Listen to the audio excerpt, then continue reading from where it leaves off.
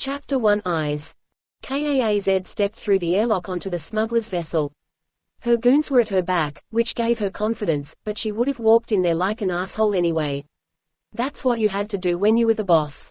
You didn't want your mules to think they could fuck with you. You think this Seron guy has been sampling the product, Mrs.? Asked Lefty. Kaaz glanced over at the short, scraggly man with a smirk.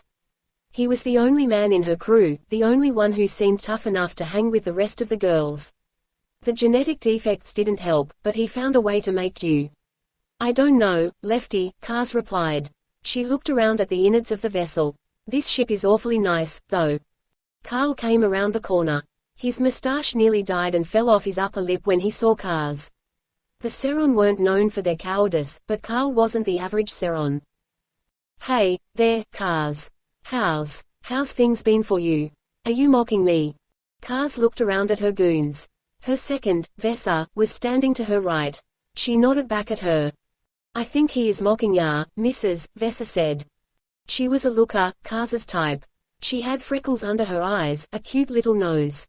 Her hair was bright blue and curly, shaved on the right side of her head. It changed week to week. But what didn't change were the fucking heels that girl wore. That was enough to turn Kaaz off from her. She thought she needed to be taller than everyone else, apparently. And the fake tan didn't help, either. The missus don't like that kinda shit. Vesa spat on the floor between them and Carl. Kaaz raised her chin, looking down her nose at Carl. Your bald head is as shiny as the sun on Seron, isn't it? Must be nice to be able to go back home to your nice warm bed, to your nice safe city, to your wonderful neighborhood. Nothing like here. Nothing like Vay. Carl shook his head, wringing his hands nervously. No, ma'am. The colonies are overrated. Vay is lovely. Kaaz laughed along with the rest of her goons. Bullshit. She pulled the collar of her jacket forward, adjusted her belt at her holster. She walked forward toward Carl, feigning a nonchalant attitude. Vay is a shithole. Vay is terrible. It's the worst place that anyone could live. There's shit on the streets, smog in the air. Our government is so damned corrupt that we have to eke out a living on our own. The only way I and my goons eat, is by peddling the shit we run through you. And other stuff, Vesa added, cracking her knuckles. Kaaz smiled. And other stuff. Carl smiled, but the corners of his mouth betrayed his fear. He was a cornered animal, and Kaaz was the huntress. You know you can count on me, ma'am. I've delivered. You know I've been able to produce for you. Kaaz jabbed him in the chest with her finger. By his reaction you would have thought he'd been stabbed. Listen, buddy. I know you Seron think you're smarter than the rest of us in the Glom, but you ain't. Maybe you're book smart, but that don't mean nothin' here. Kaaz nodded to the cargo hold behind Carl. Show me the fucking product. It's all packed away, Carl said. He swallowed. If you want to check on it, it'll have to be unpacked and repacked. That will take a lot of man-hours to undo, and the shipment is already late, so. Not my problem. Kaaz budged past him. The cargo hold was small, at least at first glance. But the false floor made for a lot of extra storage space. So did the false walls, false ceiling, false storage containers. Kaaz waved her hand and her train of goons followed. Half a dozen of them went to work getting the packages out of their hiding spots. How much you gonna search through, Mrs.? Asked Vesa, leaning up against the wall next to her. Enough to prove what's going on here. Kaaz watched as the boxes were cut open, the product inside revealed. The white powder inside was as good as gold. Be careful not to spill any of it, she said, kicking one of the boxes and spilling it all over the floor. The goons laughed. Carl probably pissed himself. Got something here, Mrs., said Lefty. He was over in the corner of the room. Good ol' Lefty. You always come through for me, don't ya? Kaaz walked over to him, looked down at the open box of drugs on the floor. There was something metallic inside it, wrapped in plastic. She bent down. Looks like Crimson Tech to me, Mrs., Lefty said. This kinda shit's been floatin' round here for a while now. Seron's been crackin' down on it, but it's pretty lucrative. Kaaz laughed. Since when do you know what the word, lucrative, means? She grabbed the plastic bag, stood up. Carl, you got any explanation for this shit? I don't recall asking you to fill my boxes of drugs with Crimson Tech. Did we have that conversation when I was drunk? She looked at Vesa. You didn't have no discussion like that, Mrs., Vesa said. She puffed up her chest and walked over next to Carl, who was shivering in his boots. Well, Kaaz asked. She took the tech out of the bag. What is this shit? Motherboards or something? Microchips. She laughed. Like this shit is worth anything anyway. She threw it at Carl's feet, watched him squirm. You best be splainin' yourself here, Carl, Vesa said, getting uncomfortably close to him. Carl nodded. He thought he could reason his way out of this one. Somehow, that poor, pathetic little man thought that they were like him. He thought that the Vey were really like Seron. That was his first big mistake. It is pretty lucrative, that's true. But it's not without its risks. The drugs, those are tough to get through Seron customs, but if you know what you're doing you can make it work. Which is why I've been so consistent for you over the years, Kaaz. Vesa shoved Carl against the wall. Don't call her that, she said. You gonna eat her out or something. You ain't her lover, and you ain't her friend. You're her bitch. You call her Mrs. or boss. That's it. Kaaz waved her hand. Off him now, Ves. Let the bitch talk. Carl wiped the sweat from his brow. He was pale white, looking like he was about to vomit. The drugs are illegal on Seron, and the tech is basically illegal here on Vey. That's what makes it so lucrative. So, you've been running both sides. That's pretty ballsy, Carl. I've gotta say, I'd be impressed if I hadn't caught you. Kaaz stepped closer, put on a flirty smile. She tucked a lock of black hair behind her ear, just to make him uncomfortable. Seron men couldn't handle it. Most men couldn't. Where'd you get this shit? The answer came out of Carl's mouth immediately, Cesis. I have a connection there who gets me the tech. They pack it into the boxes. Then I come by here to sell the tech. You sell it here. Vesa was befuddled. Who the hell buys from you here on Vey? We don't have any use for crids and computers and shit here. Kaaz glared at Vesa. Oh, there's buyers. I know of a few. She nodded to Lefty and a few of her other goons. Get your asses over here. Keep Carl company while Ves and I figure this shit out. Kaaz and Vesa walked out into the hall, leaving Carl in the hands of the goons. He seemed happier before she left. What you gonna do about this, boss? Vesa asked straight away. She was hasty, that one. And that worried Kaaz from time to time. He can't get away with this. Kaaz looked down at her fingernails, cleaned some grime out from under one of them. Well, he has been getting away with it for a while now, by the looks of it. She glanced around at the ship.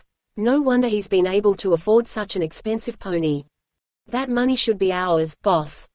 Ours. Kaaz faced off with Vesa. You think it's your money now, do ya? Vesa withdrew. I didn't mean it like that, Mrs. Just. We deserve a cut. So does the Kingpin. She ain't gonna be happy when word of this gets back to her. Word of this ain't gonna make it back to her. Is it? Kaaz gave Vesa a glare. Vesa shook her head. She grumbled. Nah, I won't say nothin', but we gotta do somethin' 'bout this before it gets out of hand, otherwise it will. Kaaz nodded, rubbed her chin. Vesa wasn't wrong about that. But Kaaz was on the Kingpin's good side. Even if news of this shit made it back to her, would Kaaz be able to leverage that to her advantage? Maybe. That was a toss-up. Nothing was certain on Vey. Kaaz walked back into the cargo hold. Carl was a lump in the corner, barely able to breathe among all the goons surrounding him. He looked up at her and straightened, slapped a smile on his face. She was his only lifeline, his only chance. You've done some serious shit here, Carl, Kaaz started. I know, Mrs. Vesa slapped him upside his bald head. Shut up. Kaaz pulled her knife out of its sheath. You're gonna give me all the product you have. The drugs. The tech. It's all mine. Carl was shot in the chest. Not literally. Her goons weren't that trigger happy. But Kaaz's words were enough to tear open a point-blank, shotgun-sized hole in his heart. But, Mrs., I've been one of your best traffickers. I've delivered. Kaaz shrugged. Don't care. You're a bitch. That's what you are. You don't have any power over me, just like all the bitches I fuck don't have any power over me. I take M for a night, get what I want, and send their tight little asses walking out my door as soon as I'm done with M. That's what a whore's good for. The goons started confiscating everything. Every single box that was on that ship was moving onto hers. Carl watched as the boxes left his cargo hold. There was still a shred of reason left in him, and it was clinging onto reality with white knuckles. I can still work for you. I'll cut you in, I swear. Kaaz grabbed him by the jowls with one hand, holding the knife at his cheek with the other. No, you and I are through. We're done, you hear me? I'm dropping you, Carl. You ain't gonna be running nothin' for the syndicate no more. And that's final. Kaaz let him go. Carl seemed surprised that he was still alive. You aren't gonna. Kaaz laughed, shook her head. I don't need to off ya, Carl. Your buyer, the one who wants all that crids and tech. He'll do the job for me. I know how he is, and so do you I'm sure.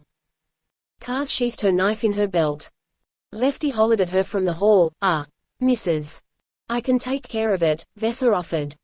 Kaaz wasn't about to let Vesa think she was the one wearing the boots around here.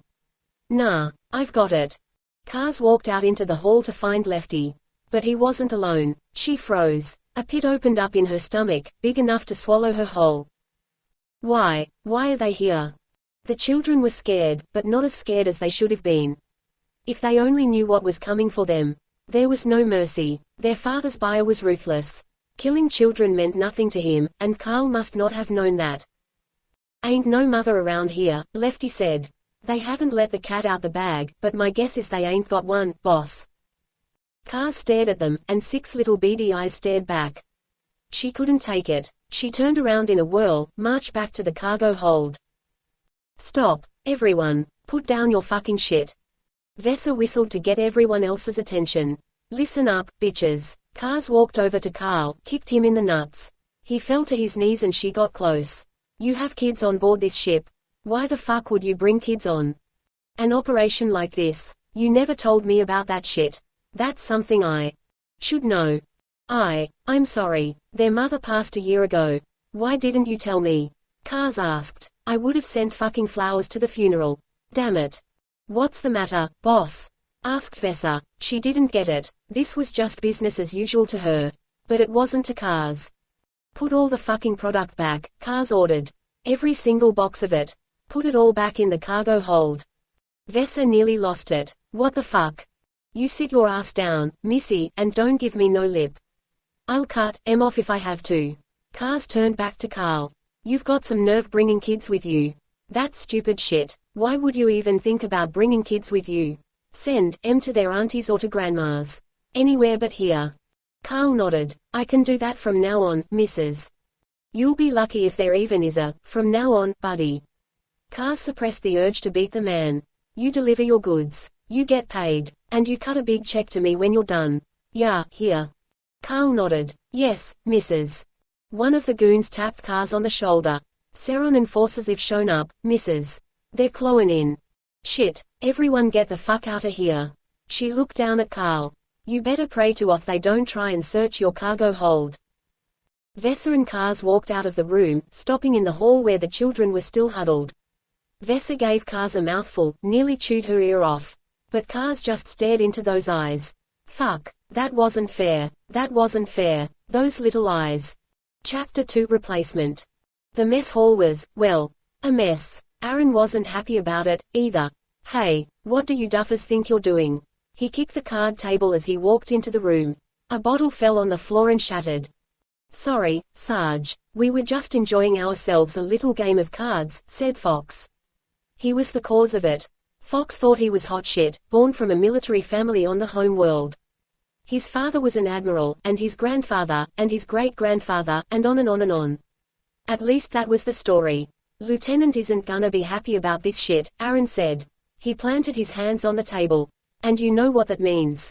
If LT isn't happy. Fox hid a cheeky sneer behind his hand of cards, turned to Wildrick who was across the table. Oh, LT is gonna be mad. Wildrick laughed. He's gonna be mad at you, that's what. He stood from his seat, swirling a beer in his left hand. The LT has been off base for a week now. We're on holiday. You know that, Sarge. We'll get this place cleaned up in time for his homecoming. That's what, another 4 days. Aaron stood up straight, looked Wildrick in the eye. Doesn't matter whether he comes home in 4 days or 44 days, this is shameful. He gave the evil eye to a few of the other soldiers sitting around the table. He could influence them, at least. What are the rest of you looking at? Get your asses up and get this place cleaned up. Fox laughed, leaning back in his chair. What you gonna do, Sarge? You ain't our mother. This is Vay. No one gives a shit about this fucking moon. The whole place is a shithole. Aaron tipped Fox's chair back with the tip of his boot. The soldier fell on his back, drawing laughter from the rest of the squad. Fox rubbed the back of his head, but he was playing it up. Did you just assault me, officer? Fox asked with that condescending tone he liked to whip out. Fucking pissant. Aaron stood toe to toe with him, stared into his eyes without blinking. Settle down, hotshot. You can spout your mouth all you want, and I'm sure you did it at the academy, but we're deployed now. So pull your Seron pride out of your ass and show some work ethic for a change. Aaron glanced over at Wildrick, snatched the bottle of beer from his hand. Mess hall is off limits until the lieutenant is back. There was a collective groan from the other soldiers, but Aaron didn't stand for it. Threats were made. It was like dealing with toddlers, only they all had access to guns. It was a miracle it didn't turn into a total shootout. But they weren't they were Seron. They called each other out on their shit instead of just wallowing in it. Aaron left the mess hall cleaner than he'd found it, but now he had to get himself ready for the real task at hand, giving his citric for the commander. The commander's office was at the top floor of the command station on Vey. It overlooked the city of Zedel, the shithole they were in charge of. The Vey didn't have the wherewithal to take care of their own problems. They wanted things to fall apart, Aaron realized. Seron would take care of it anyway. They always did. Aaron knocked twice. Commander Sheridan beckoned him in. The commander was a soft-spoken man, rarely showing anger. That didn't mean there wasn't any. Being on his bad side was something Aaron had heard of from his fellow soldiers. The silent treatment was his favorite form of torture.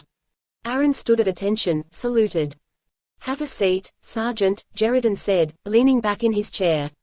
He set his feet up on his desk, a solid oak piece he'd brought to Vey himself. And he would have had to. There was nowhere on Vey that you could get furniture that nice. Aaron sat down across from him. I have my citric for you, sir. He set the papers down on the table. I'd like to start with some of the issues regarding staffing, if you don't mind. Sheridan laughed. Ease up, kid. Take a moment. You're an officer now. I know you're taking your job seriously and all, but you've got to learn to relax. He tugged at his grey uniform, in contrast to Aaron's black. Pretty soon you'll be donning the greys. You'll be one of us, and let me tell you, it ain't all it's cracked up to be. Aaron allowed himself to relax a little. I appreciate that, sir. You stop having fun once you're at my rank. You have to plan everything, manage everyone, fill out all the damned paperwork. I imagine you came here to avoid all of that kind of thing. Aaron laughed. Actually, sir, he paused. Should he get personal with the commander, or should he save that for another time? What? Well, there it went. He'd piqued the commander's interest now. There was no way he wasn't going to get out of that room without telling the story. Sheridan was like a dog with a bone. He even sat up in his chair to hear him tell the tale. You were stationed on Colonel Gammon's ship. What was it? Vigilant, sir. Sheridan nodded. Right. That's a pretty prestigious post. A Bishop-class battlecruiser. So, there's only a few things that could get a military man like yourself off of a ship like that. Money, trouble, or women. And I'm guessing you're not chasing the money, and you're not one to get into trouble. Aaron smiled, shook his head. You'd be right, sir. Well, if you wanted the women, the commander clicked his tongue. You came to the right system. If you wanted quantity, that is. I'm not sure you're going to find the most suitable wife here. No, sir, I was actually trying to get away from a relationship. Things didn't end well. Redhead? Sheridan asked. Aaron nodded. Yep, they'll fuck you over. Stay clear of them, boy. Sheridan stood up from his seat, laughing. Well, we're glad to have you here at this command post, Sergeant.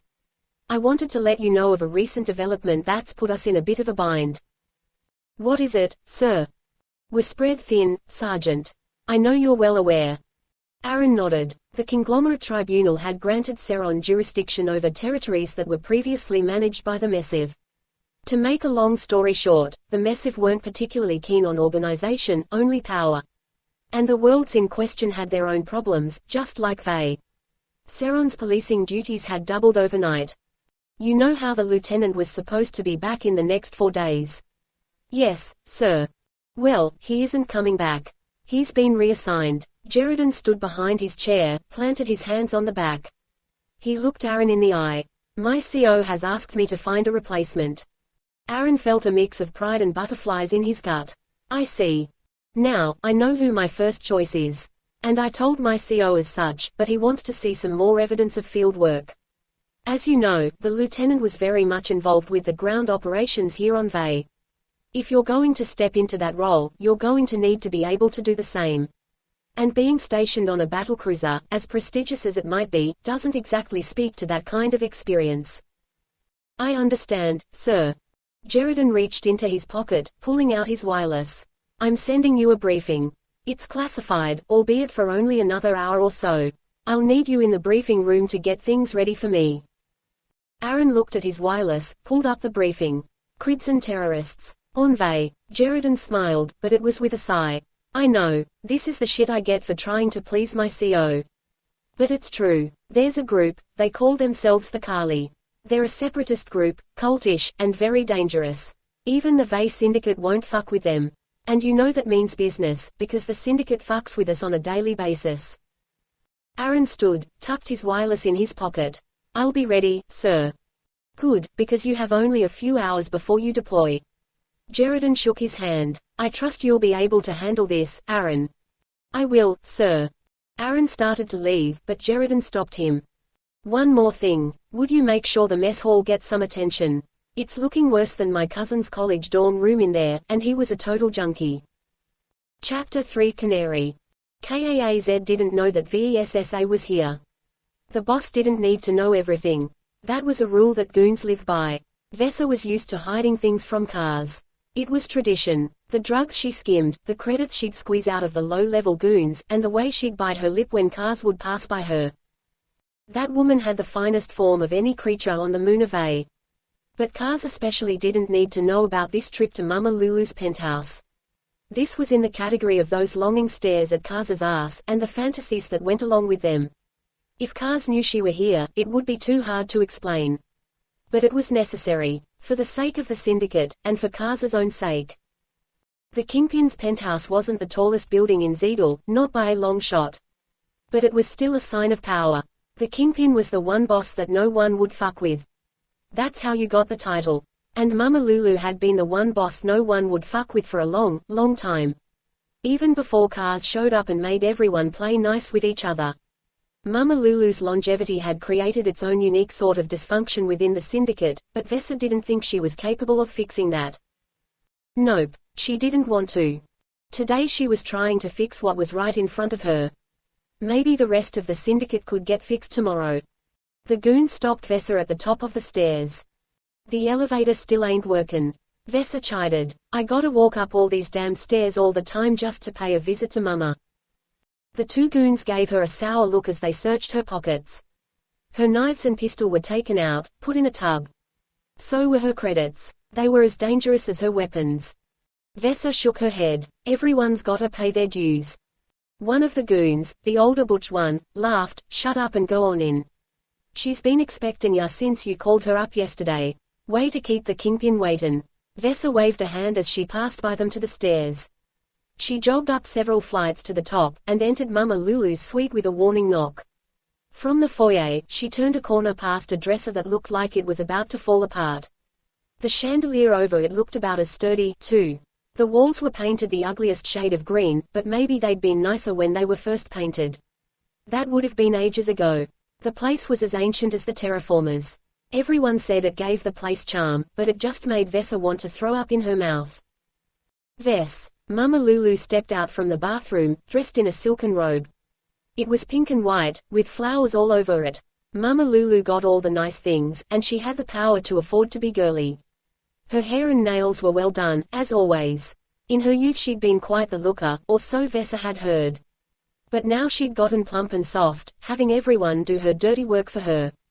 Vesa nodded to her. Mama. Thanks for meetin' with me. Mama Lulu walked over to her, her tight, brown curls bouncing on her head. She held out her hand and Vesa kissed it. Vay wasn't known for having strong traditions, but around the Kingpin you didn't buck that shit. You played along. Mama Lulu sat down on a purple sofa. One of the cushions was missing. You stand, girl. Vesa pursed her lips, folded her hands behind her back. I don't mind standin', Mama. Been doin' it all my life. Mama Lulu laughed. You've got a lot of balls askin' to meet with me here, girlie. You said you had some important shit to tell me.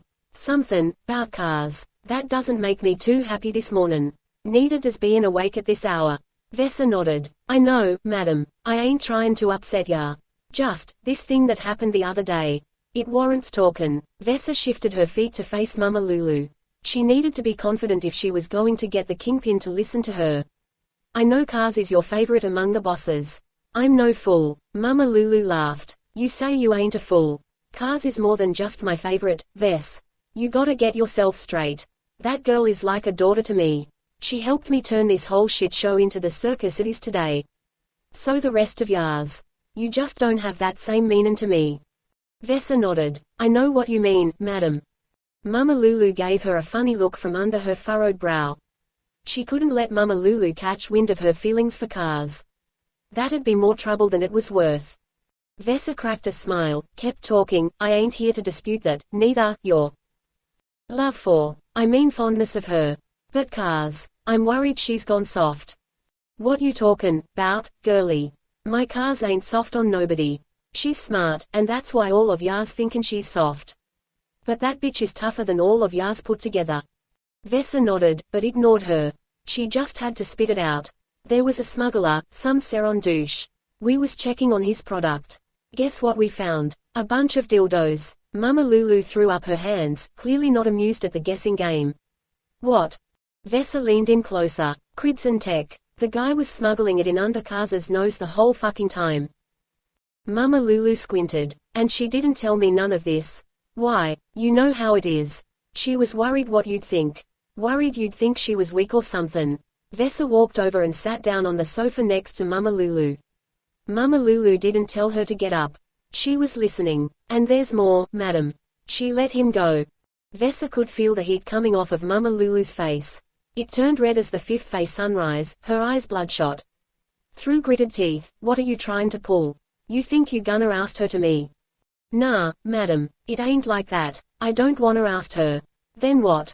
This smuggler guy, he had his kids on board.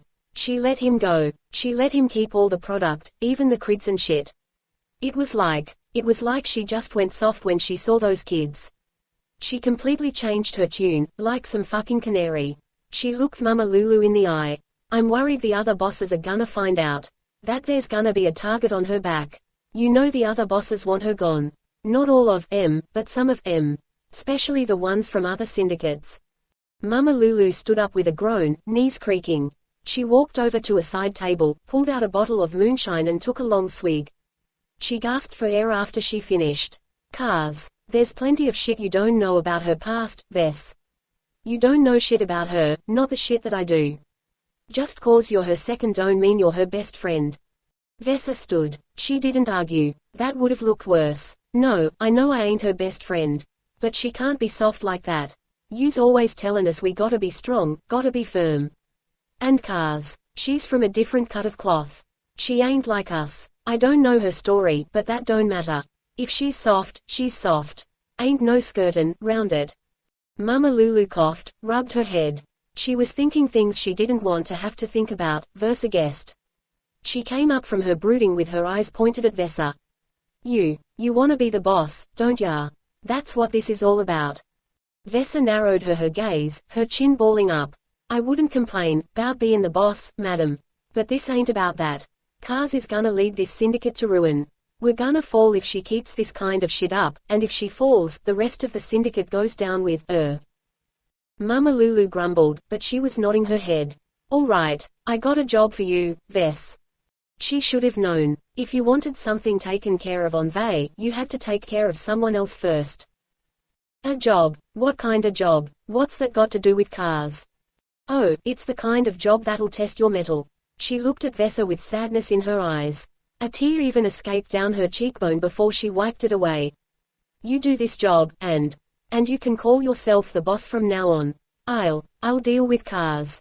Chapter 4 Kali. Where's LT? That was the question of the day. The commander hadn't filled them all in on that part at the briefing, and perhaps that was for the best. Let 'em wonder for a while. If they knew Aaron was going to be their new LT, they'd give him endless shit about it. Hey, Sarge, when are we moving out? Asked Fox. He adjusted his helmet, with a very unflattering look on his face. You're ugly as fuck, Eddie, Aaron said. PSH, maybe for Seron bitches back home. But these Vey girls spread their legs like a greasy door if you know what I mean. He elbowed Wildrick. That ain't grease, Eddie, Wildrick said.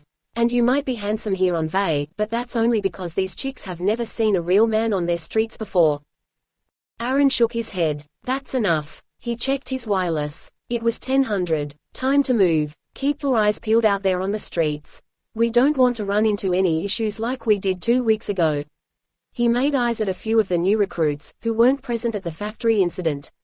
Just don't take off your aspirators. No matter what you do.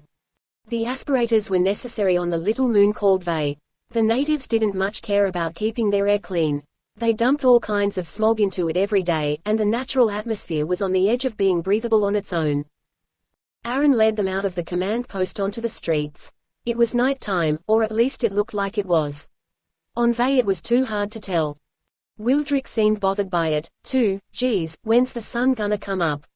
There are 2 of them, said Fox. And that big green gas giant is blocking them about 50% of the time. Haven't you been paying attention? Wildrick shrugged. I keep to myself. I haven't been outside since. I don't know when.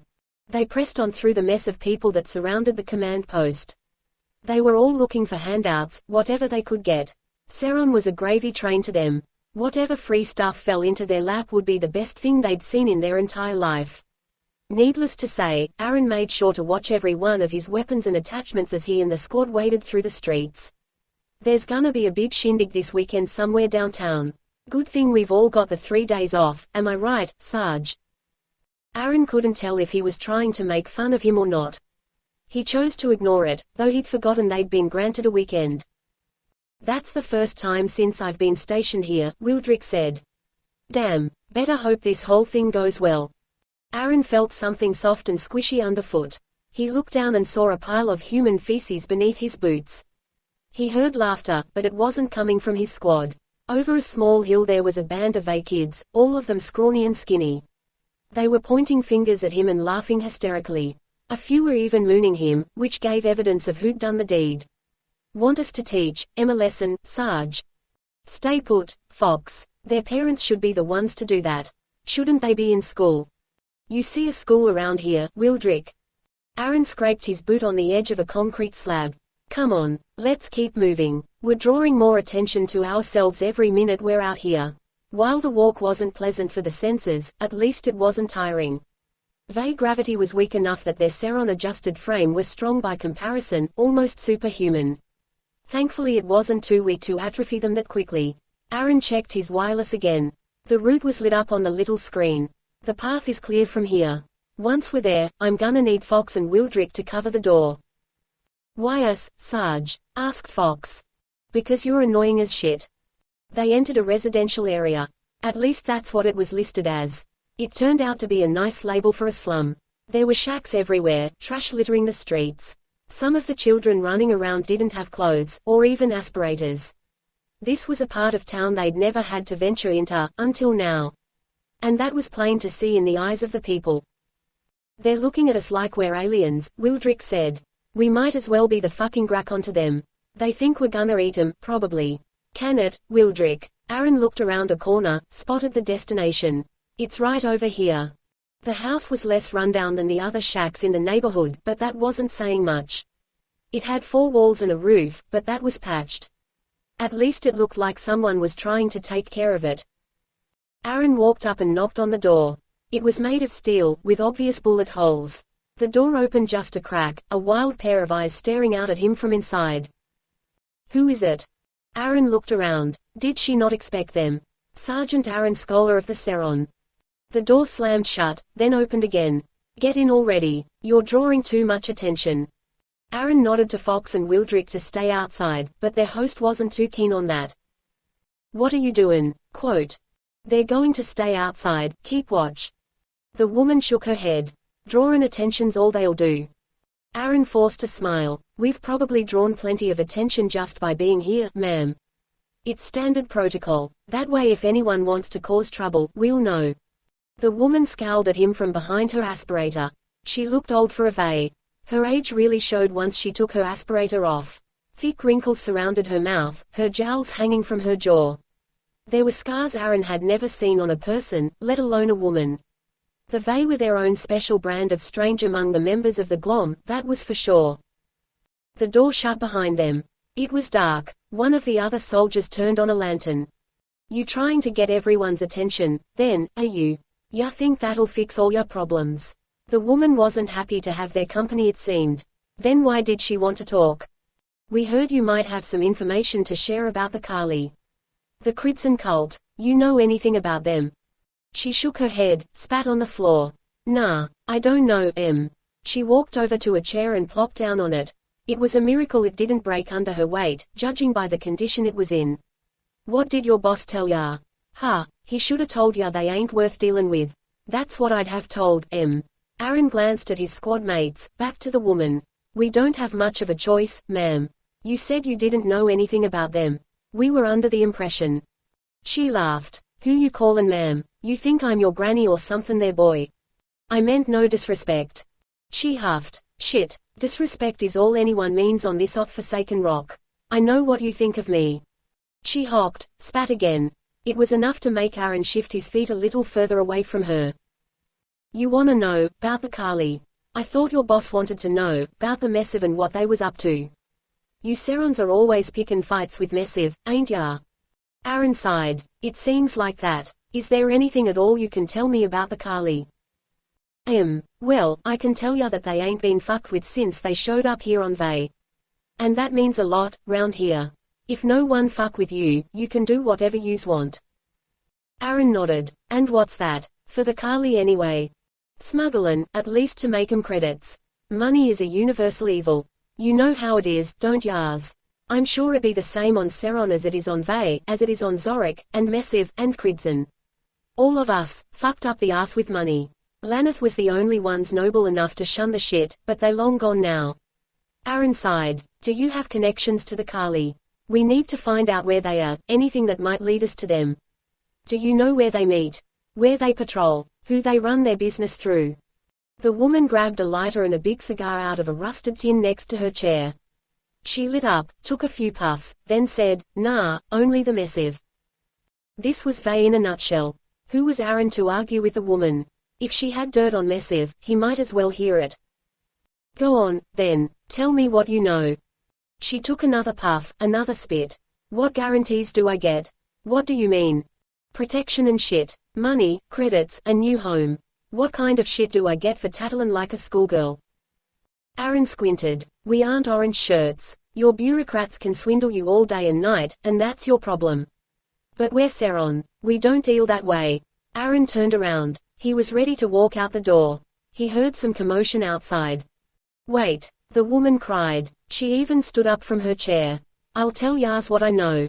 Maybe you can run the idea of a finder's fee by your commander or something. Quote. Aaron rolled his eyes. Spit it out. Before the words left her mouth, the ceiling caved in. Grey smoke filled the room, and it wasn't the Vey smog. Aaron raised his rifle, spotting a shadowy figure dropping down from the rooftop. His soldiers were coughing. Soon they were writing on the floor as tasers shot out at them. One struck Aaron in the arm, and it was enough to bring him down. He looked up in time to see a cloaked figure run a knife across the Vey woman's throat. When the figure turned around, all he saw under the hood was a metallic mask with 5 eyes of different sizes, each glowing yellow. A sudden flash blinded Aaron, and by the time he and his squadron found their feet, the attacker was gone. Fox. Wildrick. Aaron stumbled out of the shack. Shit, Fox and Wildrick were both dead. Whoever had done it did it fast and with a measure of skill Aaron could only imagine. Out of the corner of his eye he saw a wisp of a dark cloak disappear down an alleyway. Aaron took off running. It had to be the Kali. He ran as fast as his legs would take him, but it was his lungs that gave out first. His aspirator was still back in the shack. He hunched over against the wall of a slum house, slid down it, coughing. He grabbed his wireless, brought it to his mouth. Commander, we've got a problem. Chapter 5 Walk. Kaaz budged her way through the door. Glax's goons weren't going to put up much resistance. They knew not to fuck with Kaaz. What you want, missus? Asked one of them, donning a leather jacket that looked suspiciously like Glax's. Kaaz grabbed her by the collar. Give me that fucking jacket. I didn't come all the way down here to the sewers just to chit-chat. Where's Glax? Boss Glax is flicking right now, Mrs. Kaaz laughed, stripping the jacket off the other goon. Figures she'd be doing nothing productive at this hour. Kaaz walked through Glax's hideout. All of the rooms were joined together, with not a single hallway in the entire building. It made for a confusing maze. Some rooms were cut at odd angles, with short random staircases here and there. It resembled more of a treehouse than a true hideout. Except no tree, and you never knew what you were going to run into when you made your way through. Some of the goons were playing cards, others were getting high, others were enjoying each other's company. But Glax's room was at the back corner, up in a loft. There was a ladder to get up to the reclaimed steel door Glax had put up there for herself. The door might have blocked a bullet or two, but it didn't prevent Kaaz from hearing the moaning inside her loft as she climbed up the ladder. "Hey, what the fuck gives?" Glad shouted as Kaaz bust the door open. She was on top of someone on the bed, but quickly rolled over and covered herself with a shirt. Kaaz spotted a short pale woman sneaking out over the other side of the bed. She was stark naked, with 2 blonde braids on the back of her head. "Is that Bodo?" Kaaz laughed. She threw the jacket in Glax's face. "I should have known the two of you were banging. No sense of professionalism these days, huh?" Glax threw her jacket aside, put on a ragged shirt. "Ain't none of your business who I bang, Mrs. Kaaz clenched her jaw. "You're part of the syndicate, so you are my business. Bitch. And if you'd spend as much time managing your goons as you do flicking, you might actually be productive for a change." Glax stood up, her bottom half still naked. Kaaz looked away. Glax was short and stubby, not much in the way of eye candy. Kaaz sneaked a peek at Bodo's ass before she pulled up her pants, though. "I see why you're banging her," Kaaz nodded. She gave Bodo a frown. "You on the other hand, Bodo." "Get to your business, Mrs. Glax said. Kaaz sneered. "I've got some questions for the both of you, actually, so this is pretty convenient. But does Mama Lulu know about this little relationship you have going on? You know what it'd mean if the rest of the syndicate found out you two were kissing behind closed doors, don't you?" Glax scowled at her. "Fuck you, Kaaz. Like you never fucked another one of the bosses just for fun." "Just for fun?" Bodo asked. There was a twinge of hurt in that sweet voice of hers. Kaaz sighed. "Oh, poor sweet Bodo. You're too young to know the conquests that Glax here has made. You're just a piece of meat to her. A nice little roast beef sandwich. Once she's done with you she won't even bother throwing away the wrapper." She glared at Glax. "And no, I ain't never shagged one of the other bosses. Not even for fun. That's what floozies are for. Maybe if you quit trying to put notches in your bedpost you could actually amount to something, Glax." Glax finally found her pants, pulling them over her boyish hips. She still had that impetulant look on her face. This wasn't going to be easy. "What you want, Mrs.?" She combed through a messy mohawk. It was dyed maroon. She and Vessa must have been trading hair secrets. "You come bustin' in here like you own the place. What gives?" "Because last I knew, I owned you, Glax. I own your respect, and I own your loyalty. That's why." Kaaz sighed. "I was just checking up on one of my mules, that Seron guy." "You know him?" "Who?" "Carl. What the fuck did that cook do this time?" Kaaz noticed Bodo gathering up her things to leave. "Hey there, sweetheart. Where you think you're going? You don't even have a shirt on to cover those tits." Bodo looked at Glax, then sat down on the edge of the bed. "Fine. I'll stay." "That's right you will." Kaaz nodded to Glax. "It was Carl, all right. And you'll never guess what he was smuggling along with our product." Glax and Bodo exchanged a few nervous glances. Something was up, but it was too hard to tell who knew what. And Kaaz didn't have the patience to wade through their bullshit to find a pearl of truth. Glax finally shot back with a, "What?" Kaaz folded her arms in front of her chest. "He was smuggling crits and tech. Funny thing is, I know a guy who smuggles that kind of stuff into Vay. And he's not the kind of person that any one of us wants to deal with. So, I began wondering, how did Carl get involved with him? He's Seron. Why would he ever go near this guy?" Kaaz walked up to Glax, stared down at her. "And then I remembered that you're the one who was supposed to receive the delivery in the first place. Which makes me start to wonder." Glax shook her head. "You don't trust me, Mrs. You think I'm trying to cross you. I don't know. Yeah. Carl's a piece of shit. I ain't dealt with him since he crossed me on another deal, Mrs. And I don't mean that kinda crossed, I ain't no breeder." Kaaz laughed. "Of course you aren't, Glax. I don't think any man would willingly stick anything inside of you." Truth is, I didn't even know he'd be making the drop off. I don't pay attention to that shit. Bodo raised an eyebrow, looking over her shoulder at Glax. You were just bitching about him earlier before we started. Glax raised her hand to strike Bodo across the cheek, but Kaaz sucker punched her under the jaw. Don't go beating a lover like that, Glax. Especially a doll as pretty as Bodo. She shoved Glax into the corner of the room, her back smacking hard into a shelf. A bunch of Glax's stuff came tumbling down on her head. Fuck you, Glax roared. She tried to stand up, but was caught up in the mess. Kaaz grabbed Bodo by the hand, pulled her out of the room. Come on, you and I can keep talking. They left Glax's hideout, left the tunnels. The stench of the tunnels was gone, but it was just replaced by the stench of the surface. It was bright up top for once, the sun showing for a few hours before the next eclipse. Bodo shuffled through the pockets of her leather jacket. It was bright red with golden tassels on the shoulders. She was cute when she got flustered. Shit, I forgot my aspirator. Kaaz handed her an extra. There, now, you and me are gonna take a walk. Get your jacket on, it ain't gonna be this warm for long. Bodo covered her pale shoulders with her jacket. Her pink tank top underneath was showing a generous amount of cleavage. Is this that kind of walk? Kaaz chuckled as they walked past an abandoned liquor store. Nah, I'm not gonna kill ya, Bodo. Tell me more about what Glax was up to. Did she know about that Kridson tech Carl was smuggling or not? She was telling the truth that she hadn't dealt with Carl for a while. But he was trying to reach out to her or something. He seemed worried about something, not sure what it was. I wasn't privy to it. Bodo looked up at her with her big blue eyes.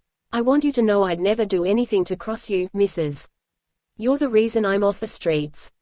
Kaaz smirked. You aren't as dim-witted as the other bosses, you know that, Bodo. That's a blessing and a curse, I'll bet. If you play your cards right, you could be the Kingpin one day. But. Thank you, Mrs. I wasn't finished. She grabbed her by the jacket. But fucking Glax isn't a card you should be playing. She's trouble and you know it. You have a place to stay. Bodo nodded. Yeah, I've got a place. But Glax is gonna be up my ass if I don't come back. Kaaz frowned. You aren't going back. Not today, not tomorrow. You hear me? Kaaz noticed bruises on Bodo's wrists and a few other places. You don't deserve to be treated that way, sweetheart. Bodo looked like she was about to cry right there in the middle of the street. Are you worried about Glax, Mrs.? Kaaz rolled her eyes. Nah, she ain't a problem for me. I'll sort her out tomorrow. But there was someone Kaaz was worried about, and Bodo seemed to sense it. Those blue eyes were perceptive. Then who are you worried about? Kaaz led Bodo off the main street and down an alleyway. Don't go talking about this and spout in your mouth. If there's Kridson tech getting smuggled in, then I'm pretty sure I know who's buying. She checked the coasts, no one was around. You heard about the Kali. Them Kridson weirdos. Kaaz sighed. All Kridson are weirdos, Bodo. But yeah, the Kali are pretty strange. They've got robotic eyes and shit. You'd know one if you saw one. Fine, but what do they have to do with this? You think they're the buyer. One of them in particular, their boss. Guy goes by the name ZJ. You think Glax is working with this ZJ guy? He might be buying, but, Kaaz shook her head. He don't deal with us, Faye. You think you could ask him what's up? Kaaz couldn't hold back a laugh. He'd kill me if he saw me. So would all those Kali bastards. No way I'm gonna be able to ask him anything. Bodo furrowed her brow. Didn't the Kali crash in on a group of Seron in the slums yesterday? Glax heard all about it. Kaaz squinted. Seron, what were they doing in the slums? Bodo shrugged. Don't know, Mrs. But there's been a whole bunch of them on holiday for the weekend. They've been going to the bars and spouting their mouths about it. Apparently they don't understand how to keep things under wraps. They trust too much, Kaaz said. They think they're above everyone else. And maybe on Seron that'd fly, but you and I both know that Seron doesn't send their best and brightest here to clean up Faye. Bodo nodded. So, what's the plan? Plan? So we're working together on this one now. Bodo rolled her eyes, her hands stuffed in the pockets of her red leather jacket. Kaaz smiled. You said they're at the bars. You think one of them officers of theirs could resist a pair like us? Bodo smirked. Nah, Mrs. I don't think they could. Chapter 6 Sassy. What crawled up your ass and died? Glax's scowl had been stuck to her face from the moment Vesa met with her. She looked like a child who didn't get what she wanted for their birthday. Doesn't matter, Glax snapped back. Why the fuck do you care? Kaaz, you're tagging along with me. I don't want you going and fucking this up. Glax laughed, shook her head. Whatever, Vess. They were in the Undercity, the rotten core of Zeidel. The syndicate didn't even do business here. It wasn't worth their time. The Undercity was a festering wasteland. The walls were falling apart, painted with piss and other substances the likes of which Vessa could only imagine. No one was here to have a good time, they were just trying to survive. All there was to find there was trouble and then some. But this was where Mama Lulu had sent her, so this was where Vessa was going. What is this whole thing about, anyways? Glax asked. She was still brooding, but trying to distract Vessa with conversation. Mama Lulu's got. They passed by a few people huddled together in a circle, rags hanging off their bodies. They started to beg, but stopped when they realized Glax and Vessa were with the syndicate. Mama Lulu's got a job for me, and I have a policy of never going into the Undercity alone. January 17, 24, 5:11 p.m. Vessa backstory. Vessa stepped over someone's body, unsure whether they were alive or dead. Whatever, man. I was born down here. This is my roots you're walking, round on. Glax nodded to someone across the street from them. The Undercity is the furnace that makes the strongest wax. Vessa raised an eyebrow. You mean clay? Glax didn't seem to know the difference and just shrugged. Who you meetin' down here, anyways? I ain't gonna say it out loud, not when someone could overhear. They turned a corner, walked through an open door. We're getting close, that's all you need to know. To the credit of the ones they were seeking out, they sure did go to great lengths to hide themselves in the Undercity. That was hard to do. Rats had a way of sniffing things out, finding whatever was hidden. And the Undercity was full of rats of all kinds. Vessa and Glax had to go deep to get to the lair, deeper than Vessa thought was possible. The path was a series of dark tunnels and hallways, a stairway that descended for at least 10 stories. In some parts half of the stars were missing, and most rails. It was perilous, but for Vay Lycum it was just another day in the life. A black door greeted them at the end of their journey. It stood out from everything else they'd seen along the way. It was freshly painted. There are more locks on that door than there are piercings on Bodo's body, Vessa chided. The joke didn't land well. Perhaps that was part of Glax's bad mood. What you gotta do? Knock or something. There a secret password. Vessa knocked once, as she was instructed. A metal plate on the door opened, revealing a black screen. It was no bigger than the palm of her hand, but it was up high, at least 2 heads above Vessa. Speak. Umbrella. Glax laughed. The fuck? Vessa elbowed her in the side, hard. Umbrella, Glax muttered. The screen shut. For a moment Vessa was worried Glax had screwed things up, but the door soon opened. The man on the other side was tall and dark, wearing sparse clothing. The muscle on his body was something that was rarely seen on Vay, with as weak as the gravity was. It impressed most of the breeders, the women who were willing to debase themselves for a good time, but Vessa didn't see it as anything other than a hindrance. All that muscle needed to be fed. And how could you slip through tight corners with that much bulk on your frame? Get going, the man said. He's been waiting for you. They stepped in through the door and it slammed behind them. They found themselves in a tunnel, lit by candlelight. Versa hurried along, not wanting to linger. Glax hurried to keep pace with her. January 17, 24, 5:13 p.m. POV. What are the Messive doing on Vay? You gotta tell me what's going on here, Missy. Don't you, Missy, me, Glax. Just keep your damned mouth shut. Glax looked like she was going to lose her shit, which wasn't surprising. She had a reputation for being passive and avoiding confrontation, though she caused plenty of it. I'm just sayin', Messive ain't got no business on Vay. This means trouble, Vess. That's all I can say. They stopped at another door, this one guarded by 2 soldiers.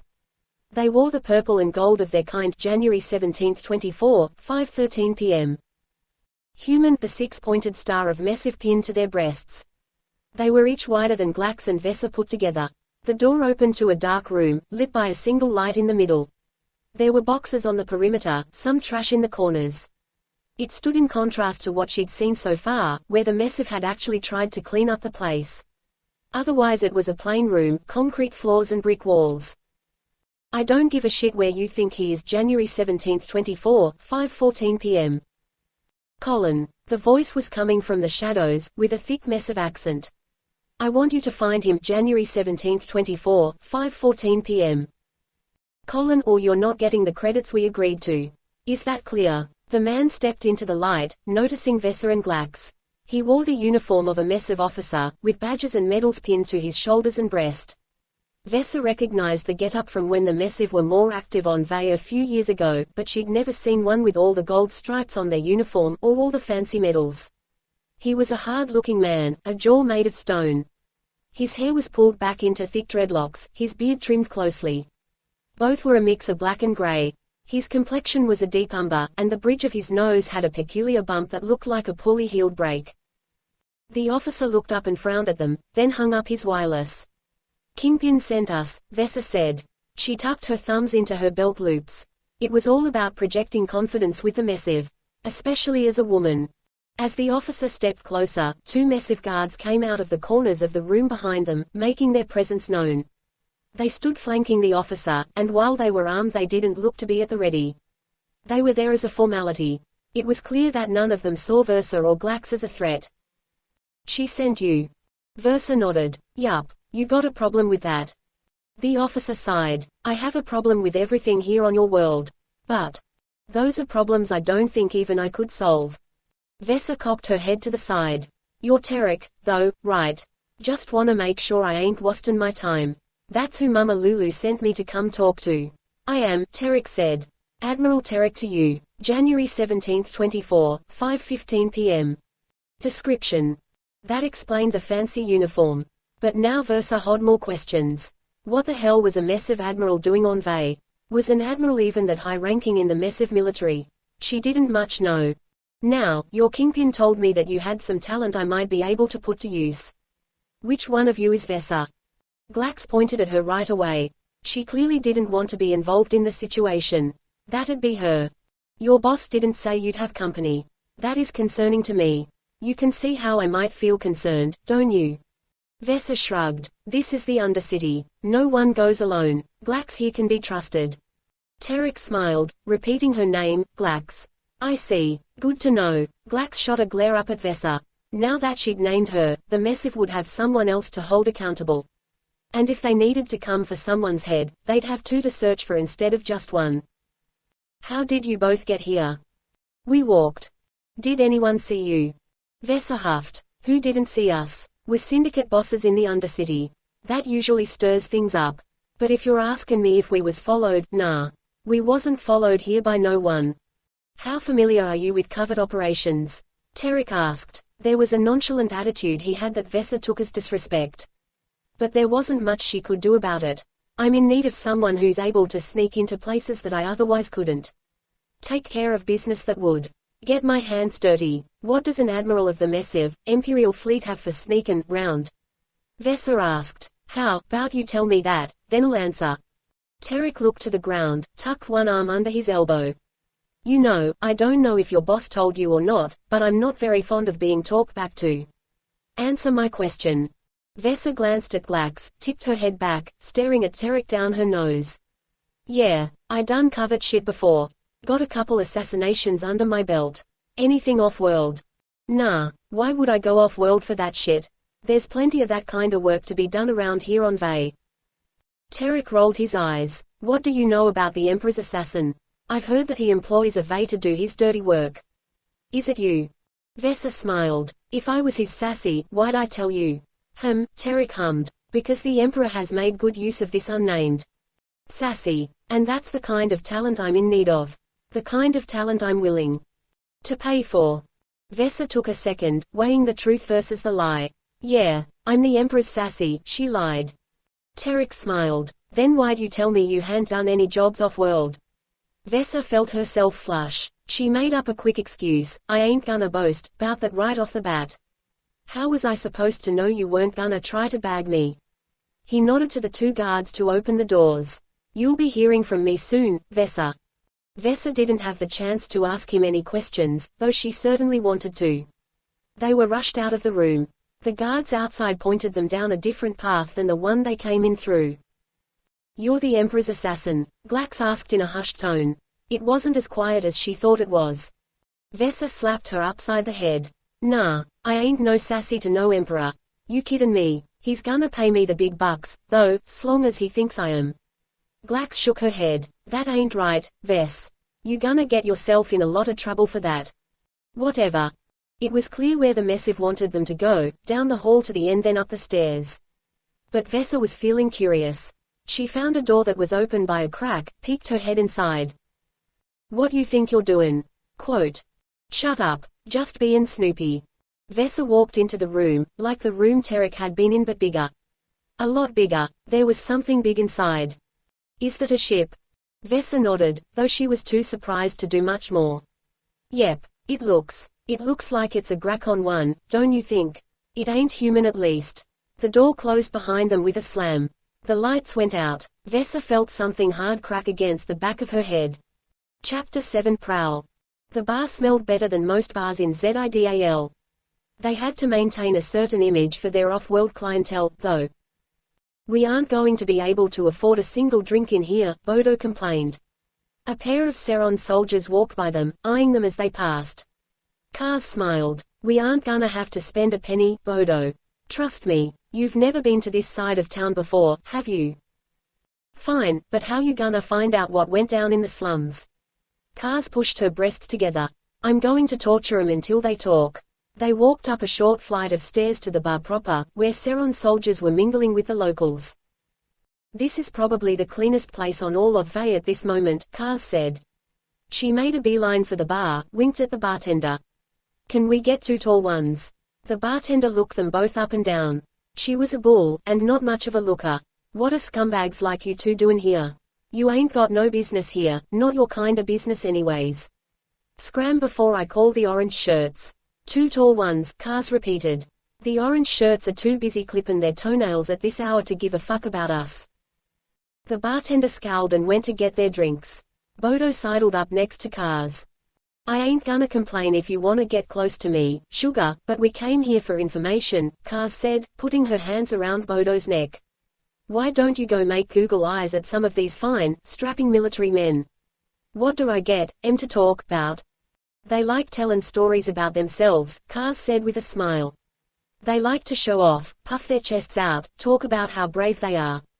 It's easy. We taken any of 'em home. Kaaz winked. I won't judge if you won't. Bodo was off before the drinks came. Kaaz got in an argument with the bartender over the tab. Apparently she was the kind of bartender that wanted drinks paid for up front, but Kaaz told her off. By the time she had both of the tall ones in her hands, she spotted Bodo over at a table with a handful of Seron Marines. Those boys looked like they were about to drink themselves under the table. Kaaz waltzed over and handed Bodo her drink. How we doin', boys? Kaaz smiled. The Seron didn't look at her eyes, but that was part of the plan. They were just tellin' me 'bout what happened in the slums, Bodo said. She smiled at one of the soldiers. Go on, tell her what you told me. It confirmed everything Kaaz had thought. ZJ was in on it. He was the one who broke into that shack, attacked a whole squad of Marines. By the way they described him, Kaaz knew.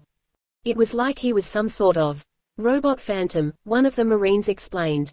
Yup, that was about right, as far as Kaaz remembered. To the Seron the whole thing was a big deal. They weren't used to being fucked with the way ZJ fucked with them. Taking out 2 Marines with the ease of a predator wasn't something any of those boys had heard of before. Were any of you boys there when this happened? They shook their heads collectively, the ones that weren't too drunk to do so. Nah, but Sarge was. One of them pointed over to another soldier who was sitting at the corner table. We lost 2 of our boys there. He's a bit shaken up about it. Kaaz looked at Bodo, feigning pity. Come on, Bo, let's go cheer him up. Aaron Scholar was a soldier's soldier. He was clean-cut, dark hair, well-groomed, strong chin. There was nothing about him that hinted at weakness. He had sharp eyes, and those worried Kaaz. He spotted them both as they were on their way over from the other table. If Kaaz let him look too close he might see right through her. See what she really was. The trick, of course, was to get him drunk as hell. Hey there, Bodo said, leaning forward on the table in front of him. She was pushing the hard sell, and judging by the direction of Sergeant Scholar's gaze it was working so far. We heard you were in the slums when that shit went down. She used that sweet, higher-pitched voice that insinuated pity. It worked on Kaaz, so it would most definitely work on him. Yeah, I was. It was pretty bad. He looked down at his drink with despondency in his eyes. I lost 2 of my men. It was senseless. You all shooken up, sugar? Kaaz asked, turning on her own charms. She spun around one of the chairs next to him and straddled it suggestively. You seem so brave. Bodo put a hand on his shoulder. Sad to hear, 'bout those boys you lost, though. You know, well. Aaron seemed to be more responsive to Bodo. Maybe he had a thing for blondes. Either way, that took the pressure off of Kaaz. She could study him now, be strategic. I knew them all right. Not much to tell. They were typical blacks. Blacks? What's that mean? Bodo asked, like she didn't know. She sidled up next to him in another chair. We're called blacks because of our uniforms. Grunts wear black, officers gray, and the Admiralty white. Aaron smiled at Bodo. Kaaz saw a genuine ease come over him, like it was the first time he'd relaxed in a while. That's right. They wear white. He was hooked. Bodo looked at Kaaz. See, I told you it was him. He looks so strong, doesn't he? Aaron blushed. He liked the attention. They had him eating out of the palm of their hands in no time, or the palm of Bodo's hand, more like. There was a bit of a spark between them, and it only grew as the night went on and more booze was introduced to the situation. So, you're a sergeant? Yeah. So you know all kinda secret things. Don't ya? I bet he does, Bo. Aaron smiled. I know my fair share of secrets, but I'm not telling. He leaned forward, his face as red as a beet. I'm getting promoted to LT soon. Well, that's the plan anyway. Bodo looked confused. That's Lieutenant, dimwit, Kaaz said. She looked back to Aaron. I bet you and your boss know a lot about what's going down with these Kali, don't you? She'd pushed too hard. Aaron was giving her a confused look. You know about the Kali. You girls don't wanna mess with them. Oh, that sweet Seron boy. He thought they were innocent. Bodo swooped in and made the save. Would you keep us safe? How bad are they? The beans started spilling like coin out of a broken slot machine. Before long it was time to seal the deal. Kaaz stayed as sober as she could, but she knew they'd have to leave first if they had any hope of getting what they needed from Aaron. How's about you come back to Bo's place with us? Kaaz said. She grabbed his collar, bit her lip. You said you were on holiday. Why not make it a celebration? Bodo nodded with genuine enthusiasm. That'd be so fun. Aaron couldn't resist, though he tried to initially. After a few weak protests, they managed to drag him out of his chair by his collar and help him out of the establishment. They got a few looks from the Seron Marines they'd initially spoken with, but most of them just cheered for Aaron when they saw how lucky he was about to be. Bodo's place was a decent walk from the bar, but they'd had plenty to drink, so there was no chance Aaron would be changing his mind. He and Bodo had thrown off their respirators and were practically locked at the lips. January 17, 24, 5:46 p.m. Respirators. By the time they were there, and getting through the door was tricky with the two of them pouring at each other. Even and misses, one of the goons greeted them at the door of Bodo's place. Kaaz waved the girl off. Better that Aaron didn't see that, even in his inebriated state. Bodo controlled an entire floor of an apartment there on that side of Zedel. She had the landlord under her thumb, along with all the other tenants. Her goons provided security for the complex, which made sure their business was kept out of sight and no one asked questions. To her credit, Bodo actually kept the place pretty clean. Her goons were also well behaved, unlike some other bosses Kaaz dealt with. They went up the stairs to the second floor, Bodo falling on top of Aaron a few times. Kaaz was pretty sure it was on purpose. They had Aaron's shirt off by the time they reached the door to Bodo's own apartment, and Bodo's pants didn't last much longer. The goons must have heard them coming, because they were scattered like roaches and out of sight. Bodo's apartment was small, everything consolidated into one large room. It was part kitchen, part living area, and part bedroom. You hungry, Bo? Kaaz asked, pushing Aaron down onto the bed in the center of the room. Bodo bit her lip, prowled over to Aaron. I am. Teamwork wasn't always a strong suit among the syndicate bosses. But this kind of teamwork was a lot easier. Bodo made quick work of Aaron's belt buckle. She provided the distraction and threw Aaron's pants to Kaaz. Bingo! Kaaz could feel his wireless in his pocket. She plucked it out and tucked it into her waistline behind her back. Where are you going? Aaron asked, though he wasn't in much of a state to be suspicious. Kaaz tried to feign embarrassment as best she could. Gotta visit the little girl's room. 1 second. She walked out the apartment door, leaving Bodo and Aaron to their business. As much fun as it might have been to go back in there was work to be done. Aaron's wireless was going to give her answers. It wasn't just a civilian wireless, either. It was his service wireless, issued to him when he would have deployed to Vay. And it would have everything Kaaz needed to know. Bodo's goons had started coming out of the woodwork at that point, drawn to the scents and sounds coming from the apartment. There were more of them than Kaaz expected. "What the fuck is going on up there, missus?" asked one of the goons from the top of the stairs on the 3rd floor. "What, you got a problem with the boss getting her rocks off?" The jealousy was obvious on their faces. Goons almost always had a crush on their boss. It was one of the easiest ways of controlling them and far more effective than intimidation. "She's with a man," complained one of the ugliest-looking ones. "And he's Seron," said another. Kaaz laughed as she budged through them. "You girls need to mind your own damned business. Bosses get what they want. You should know that by now." Kaaz stepped out onto the streets again, prepared to make her way back to her own spot. The streets at this hour were wide awake. The gas giant Tolan was high in the sky, looking over the city like an enormous, green eye. "You're my watchman, aren't you?" she said to that distant celestial body. "Keepin' me safe since I was a little girl." Kaaz looked down. A red dot appeared on her chest. When she raised her eyes, she could see a figure on the rooftop across the street from her. "No one's keeping you safe tonight, Kaaz," ZJ called out to her. His voice was metallic, inhuman. Somewhere under all that metal there was flesh, but it wasn't apparent just by looking at him. He came down from the rooftop, though he didn't drop like you'd expect. More of a smooth glide, touching the ground without making a sound. His rifle was still trained on her, that red dot not even shaking. Kaaz sighed. "Fuck." ZJ gestured to her, producing a pair of bindings. "Produce your wrists." Chapter 8 Loverboy. Aaron's head hurt. But that wasn't what woke him up.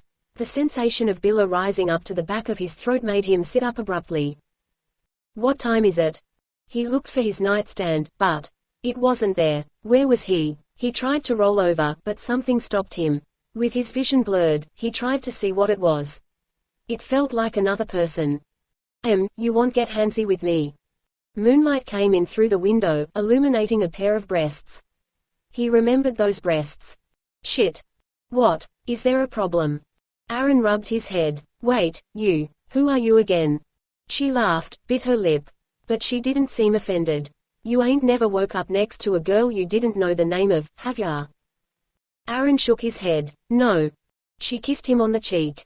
"You're sweet. I like that. Name is Bodo." "Bodo?" "Yup. That's what they call me anyways. And Sneak, but that's a nickname. Everyone's got nicknames around here." "Sneak I can understand, but what kind of name is Bodo?" She shrugged, stuck out her lower lip. "I don't know. What kind of name is Aaron?" He laughed. She was prettier than he remembered, though there were more piercings than he remembered, too. "You and I. Wasn't there someone else?" "Yeah, you got really lucky," Bodo said with a big grin on her face. "You were probably the first man I've ever done that with. Well, first Seron anyway. Whatever, it's all the same." "Where did she go off to?" I remember she left, right?" Bodo shrugged again, wrapped her arms around his neck. "It don't matter. You and I can have enough fun for the two of us, can't we? You got it in ya for another round." She pushed Aaron onto his back and mounted him. There wasn't much he could do to resist. Not that he wanted to. Bodo had her way with him, and when she was done she sidled up next to him. He'd never thought he'd find himself in a Vay woman's bed. He looked around the room. The bed was about the only normal thing in the place. The walls were covered with strange decorations, things that had no business being put together. And there was hardly any other furniture to speak of. There was however a box in the corner that looked to be overflowing with drug paraphernalia. "Whose is that?" Aaron asked. Bodo looked up at him from his chest. "What, you're more concerned with my material possessions?" She gave him a foxy smile, until she realized he was being serious and wanted an answer. "That shit over there it belongs to Glax." "And who's Glax?" Aaron did a double take. "Is that your husband?" Bodo laughed so hard Aaron thought she was going to die. It took her a while to get over it, in fact. She wiped the last few tears of laughter from her eyes and took a deep breath. "Nah, I ain't got a husband. And Glax is a she. She's your boss." Bodo's eyes darted away from his. "Yeah, Something like that. But we don't have to talk about that, now, do we? Aaron saw bruises on her wrist and back. One of them was the size of a palm print.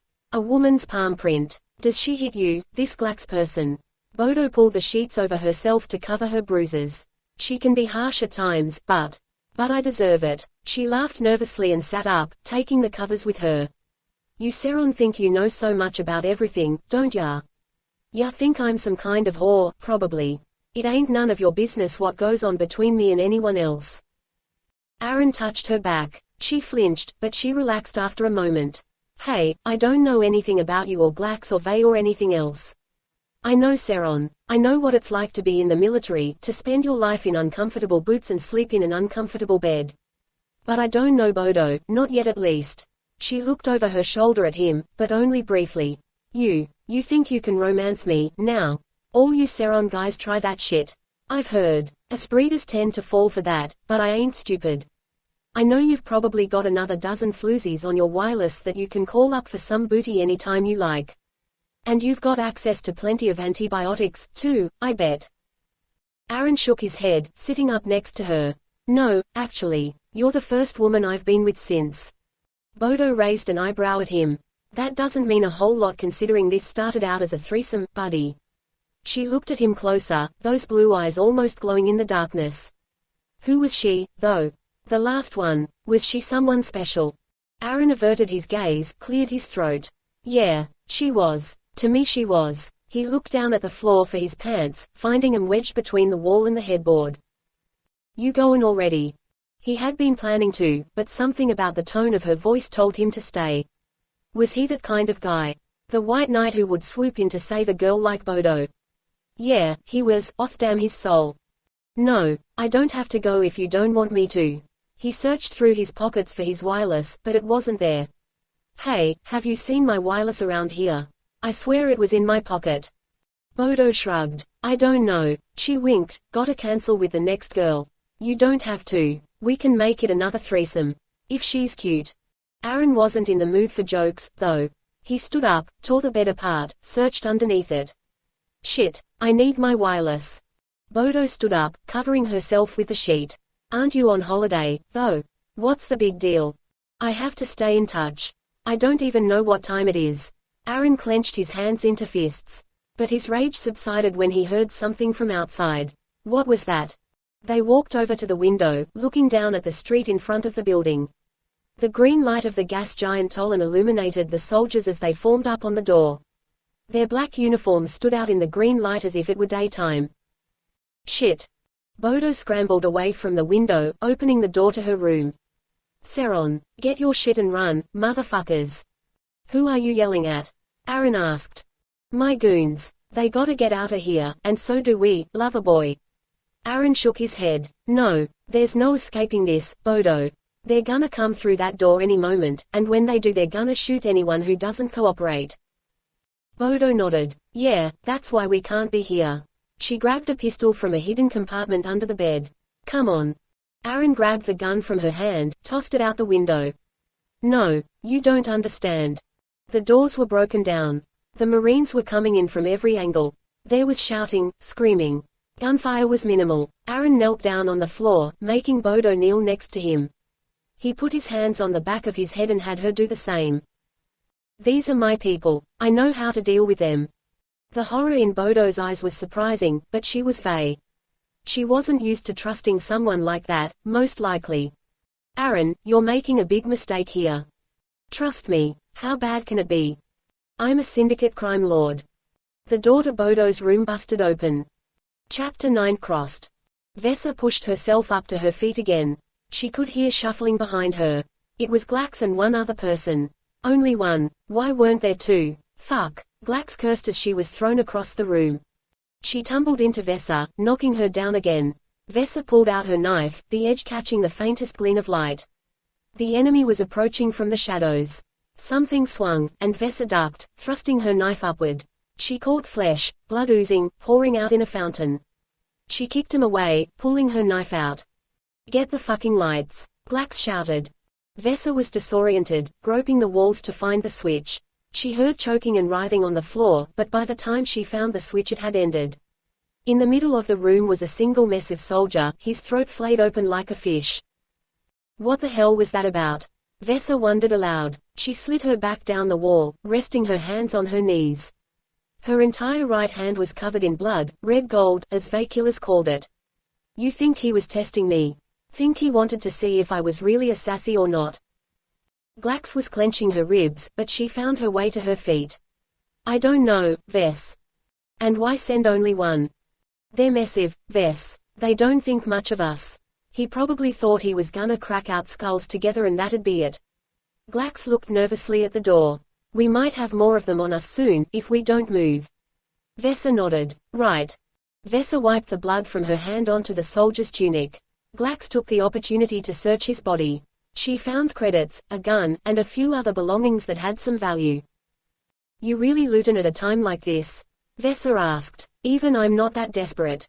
Glax shrugged. Gotta make out with what we can. That's the only way we gonna profit from some random shit like this. Glax continued fishing through the massive's pockets while Vesa cracked her neck. It was a good feeling, being alive by the skin of her teeth. She'd learned a long time ago to savor it. Vesa, look. Glax pulled something out of the massive's pocket. It was a golden pin, Jack Shulkitis, September 30, 1:32 p.m. Needs to be mentioned earlier, especially between Kaaz and Vesa. Mama Lulu could mention it, too. Bodo needs to mention that she teaches Glax these tricks or that Glax doesn't understand them. Might need to be a different object that has more significance. The flaming eye of A. That's just like the one you got, idn't it? Vesa looked closer at the pin, compared it to the one on her own collar. What the shit? Where'd he get one of these pins? I got this from Kaaz. She only hands em out too. Glax was realizing the same thing she was. If he has it, that means he got it from Kaaz too. It was their way of identifying you. Glax shook her head, threw the pin away into the corner of the room. This was all a setup, Vess. Vesa stepped away from the massive's corpse. Nah, she wouldn't. Was the woman she secretly loved trying to kill her? Was she really that treacherous? Was it all just a farce? You went to Mama Lulu's, right? Glax asked. She grabbed Vesa by the collar to get her to look her in the eye. Did you or didn't you? Vesa nodded. Yeah, I did. And what did Mama Lulu tell ya? Vesa relived the conversation. It didn't add up, but I wanted to help the syndicate. I wanted to help Mama. Why would Kaaz think I was trying to cross her? Glax shrugged. You know Kaaz is Mama's favorite. She always has been. You really thought that she wouldn't talk to Kaaz when you visited her? She's the one who sent you here. They both set you up. That's what this is, Vesa. Rage boiled in Vesa's chest. She cursed, punched the wall, kicked the dead soldier's body. She's a fucking witch. I'm gonna cut her gut open and feed her liver to the rats. Glax held out a tentative hand to her shoulder. Hold on. First we gotta get the hell outta here. Vesa nodded. Yeah. And the moment we do, we're gonna find Kaaz. Glax's hideout was a shithole. Vesa had never been there to visit before, at least not any closer than the front door. But the greeting they got wasn't a kind one. Glax's goons were all afraid about something. It was like they were all on the rag, getting pissy with Glax and Vesa like they were supposed to know all the shit that was going down every moment of every day. Far, Glax mocked them. She wasn't going to take the verbal beating from them. They were her goons after all. What the fuck did you just say about my girl? Bodo's been arrested. Yeah, Mrs. We told you that 3 times already. She got nabbed at her place by Seron. They came in and busted the place up. Vesa scowled, shot a glance at Glax. They shared a nod, and an understanding of who might have been behind that, too. Seron, eh? What the hell did they claim it was? A drug bust. The girls shrugged. We don't know no more than that, Mrs. But we wanna scram. The Undercity is the only safe place for us now, if Seron is gonna try to clean the place out. Glax shook her head. Nah, they'll just chase you out. They'll smell you coming from a mile away. You want the Seron to leave you alone. Then don't do shit that's gonna get you caught. If they raid the place, they raid the place. That's when you can run, otherwise you're gonna be dealing with me. All Jarl bitches got that now. They all nodded, submitting like good little goons. But they weren't happy. You worried they're gonna turn on ya? Vesa asked. A mutiny at this hour would be just another problem for us. We have Mama Lulu and Kaaz trying to get us killed and then Bodo gets raided by Seron. Glax started chewing on her nails. I know, it ain't no coincidence. Mama Lulu wouldn't have sold the syndicate out to Seron, though. You think Kaaz did it? Glax nodded. It only makes sense. She thought she was gonna be eliminating you and Bodo from the equation. I would've just been a bonus. Vesa clenched her jaw. Fucking bitch. What are we gonna do, then? This means war, Vess. That means you've gotta put up a fight. You gotta go back and make sure Kaaz's goons don't get antsy. A smirk appeared on her ugly mug. They'll be yours soon, anyways. Chapter 10 Sparks. Kaaz assumed ZJ was smiling. Through his mask she had no way of knowing, of course. The five eyes on his mask stared at her blankly, changing colors from yellow to green to blue and back again.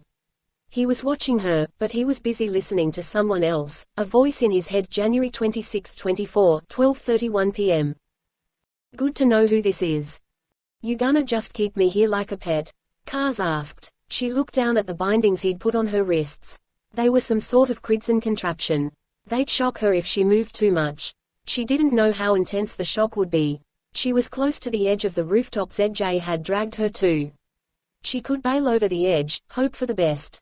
It had worked out before, but getting electrocuted at the same time wouldn't make for an easy escape.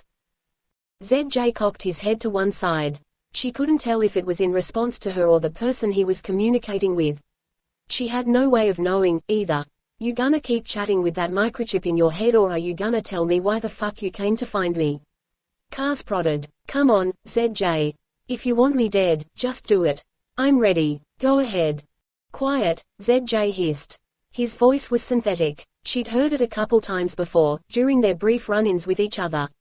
She wondered if it was because of some sort of injury or if he just liked sounding like a freak. I'm a patient girl, ZJ. But if you're gonna keep me waiting, I've got a lot of other shit to deal with tonight, thank you very much. ZJ dropped down onto his hams in front of her. Those five eyes stared at her further somehow. I am looking for your mule. Tell me where he is. Kaaz laughed. You mean Carl Jack Shilkitis, the 10th of March 18, 3:30 p.m. ZJ doesn't know where Carl is. This makes sense as the Seron showed up after Kaaz left. They should be setting ZJ up, using Carl as bait. Vesa and Glax also fall into this trap when they try to beat ZJ to Carl. I don't keep tabs on that bitch every minute of every day.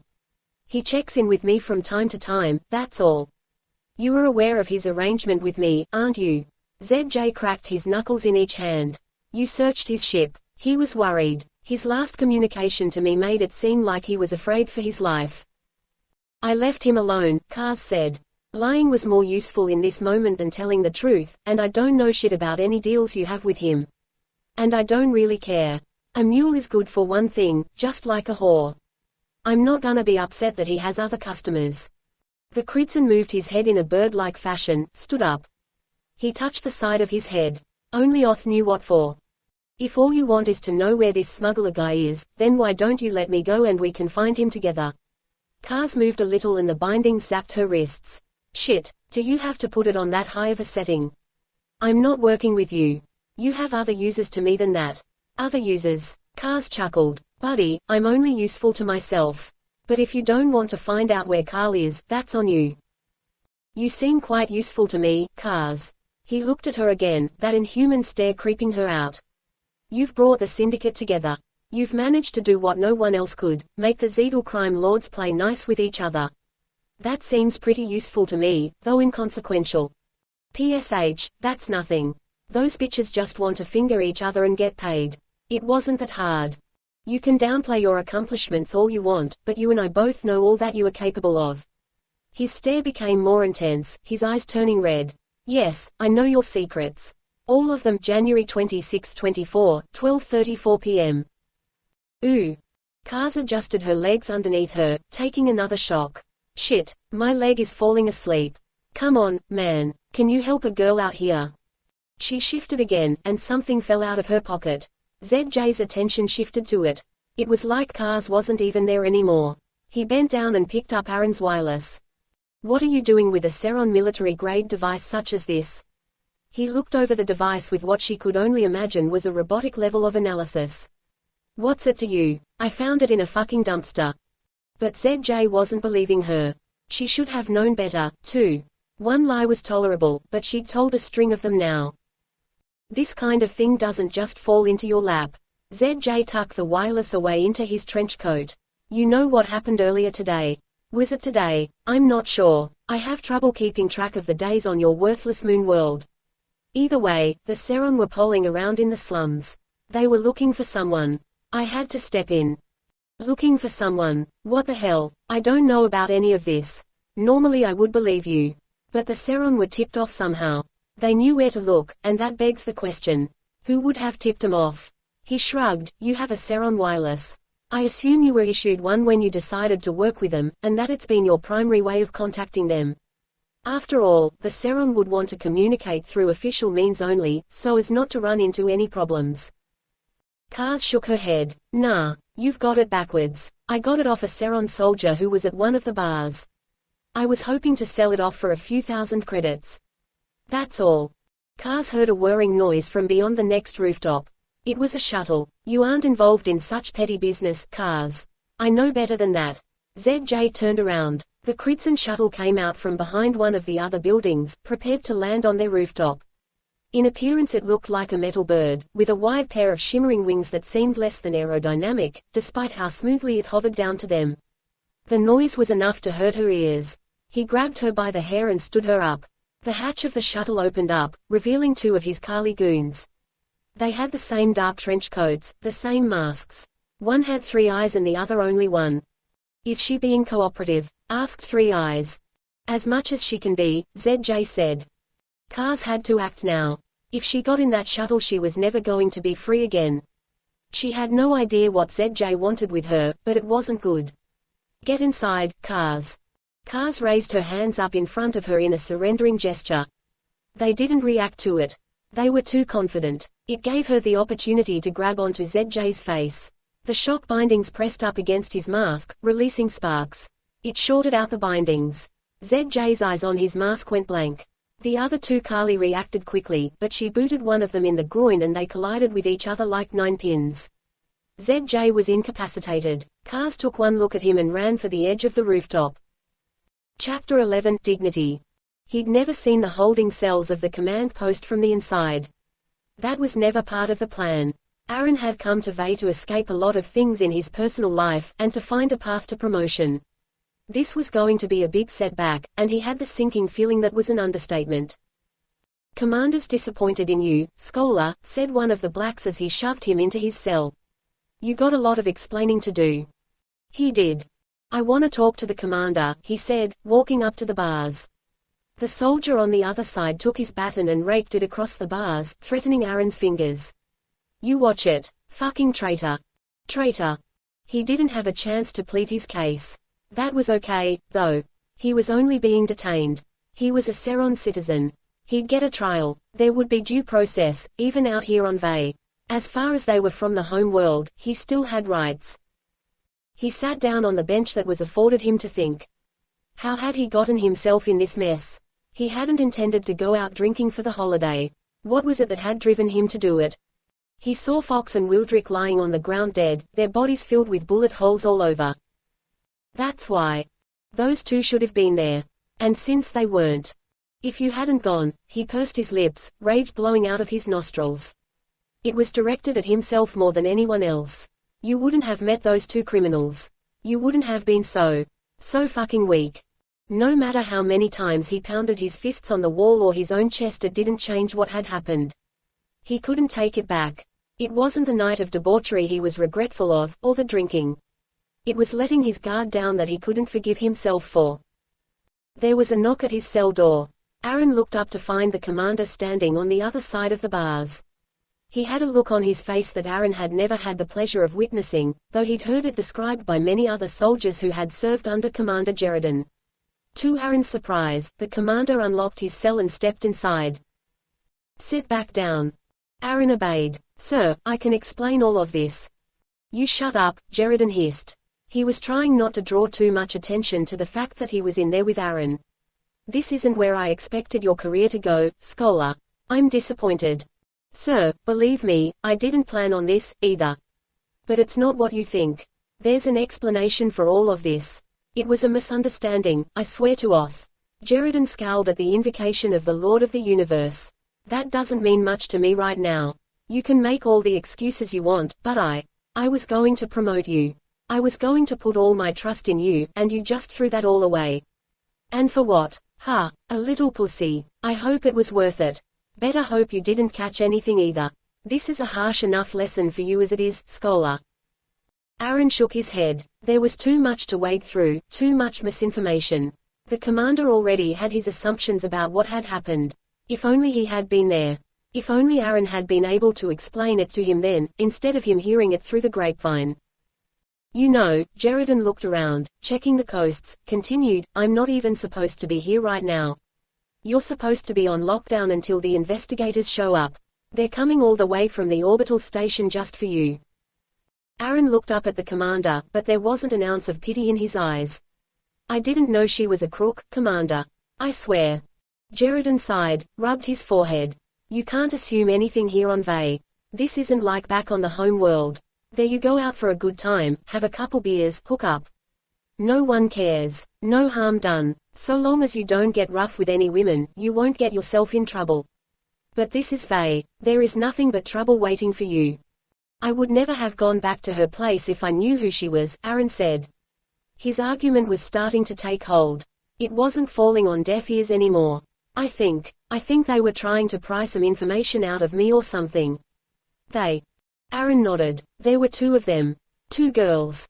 Sheridan chuckled. Well, no wonder you couldn't resist. I knew you had a reputation, scholar, but that's impressive. He looked down at his boots, then slowly raised his gaze to meet Aaron's. It was the first time he'd looked him in the eyes since stepping into the cell. If it was a setup, what were they fishing for? Aaron shrugged. Could be anything. They seemed interested in what happened in the slums, but I imagine they just wanted to know if we were coming for them next. Who tipped us off about Bo? The crime boss. That last bit came out awkward. Sheridan seemed to ignore it, though. I'm not at liberty to tell you that right now, scholar. He folded his arms in front of his chest, shook his head. You're in deep shit. I don't know what I can do to help you out of this one. He bit his lip, stroked his chin.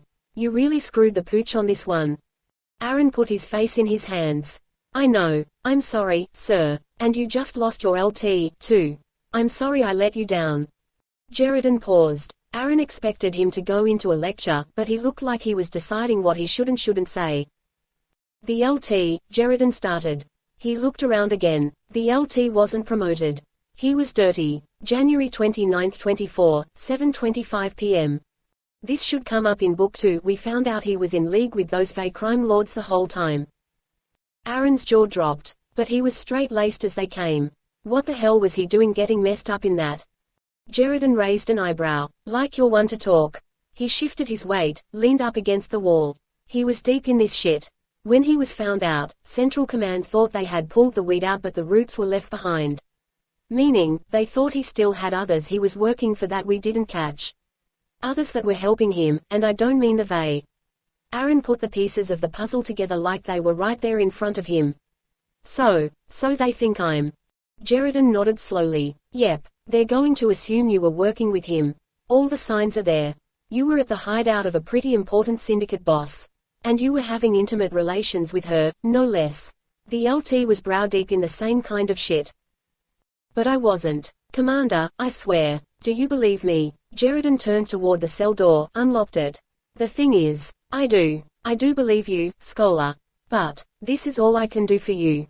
Now you know what to expect when the investigators come knocking. And don't tell them a word of what we spoke here today. Aaron stood up as the commander walked out the door, shut it behind him. The door locked. The sound bored a hole in his stomach. I won't breathe a word of it, sir. Sheridan faced him, smiled. You play your cards right, and you just might make it out of this with your dignity intact.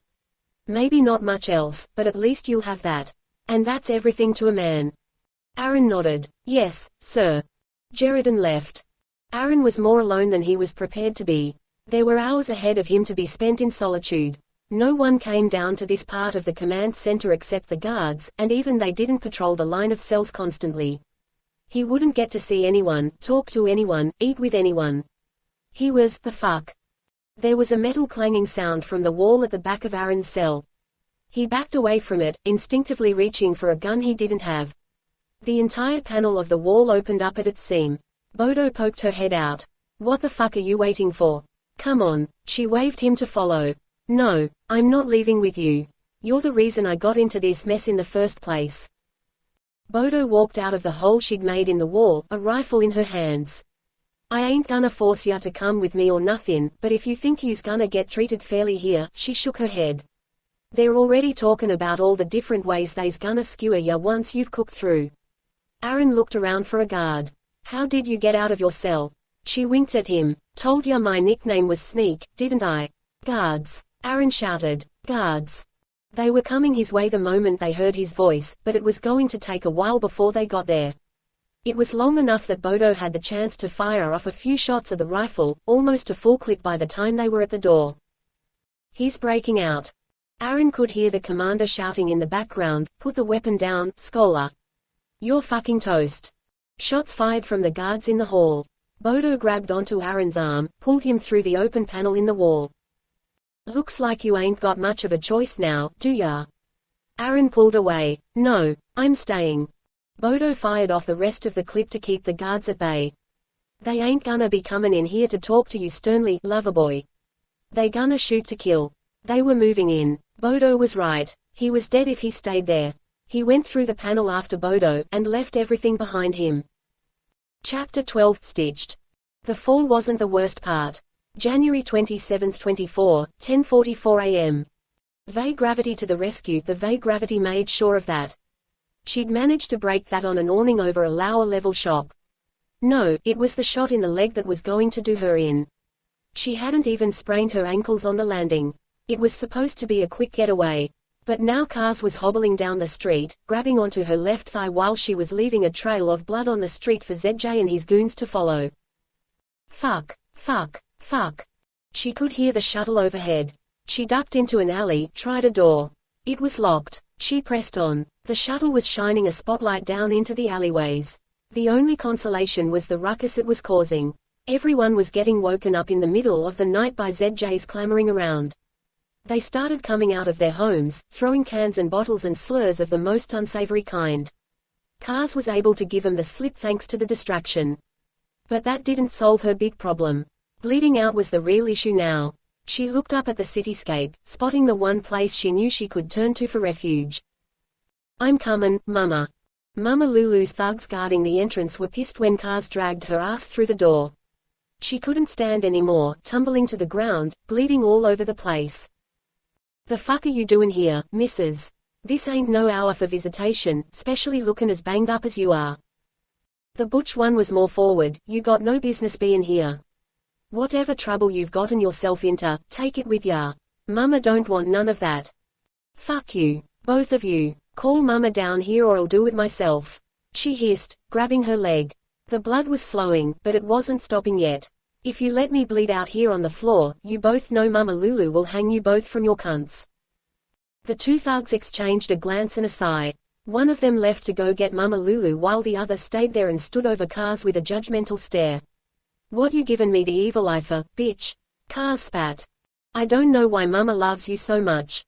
You should have been dragged out into the street and put down long time ago, Kaaz." Mama Lulu could be heard shuffling her way down the steps.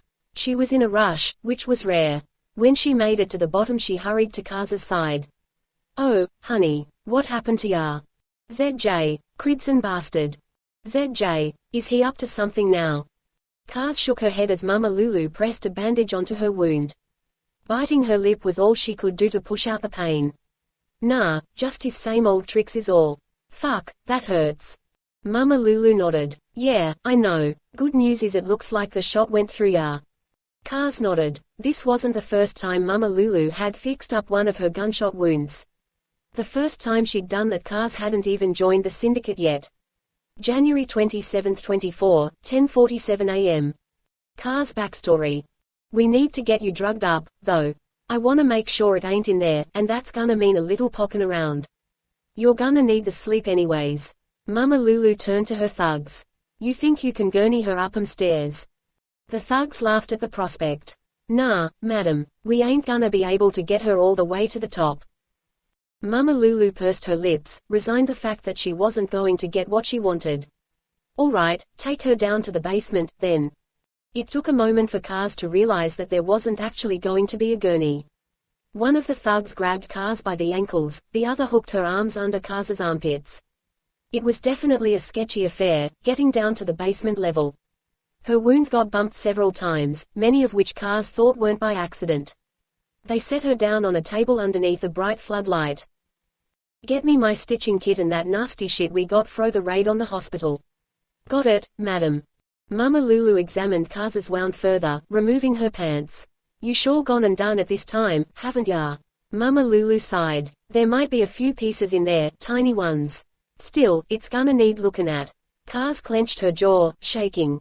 Do what ya gotta do, madam. Mama Lulu smiled. Everything's gonna be okay, now, Kaaz.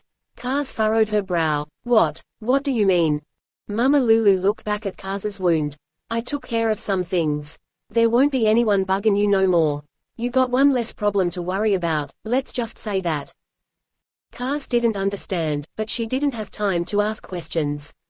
The thugs came back with the stitching kit and the meds. They popped those meds in Kaaz's mouth faster than Bodo had gone down on Aaron. She sure hoped that turned out all right. Mama Lulu looked over her, pushing the hair out of her eyes. You sleep now, girlie. Get yours some rest. You gonna need it to heal up. When you're all good, you'll be able to stay here a while.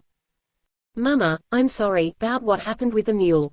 Kaaz fought to stay conscious for a little longer, feeling her head start to wobble. I was gonna tell ya. I swear. Don't you worry about that. Everything's gonna be fine. Kaaz woke up to an intense heat on her back. It was close, but not on her. She wasn't burning or on fire.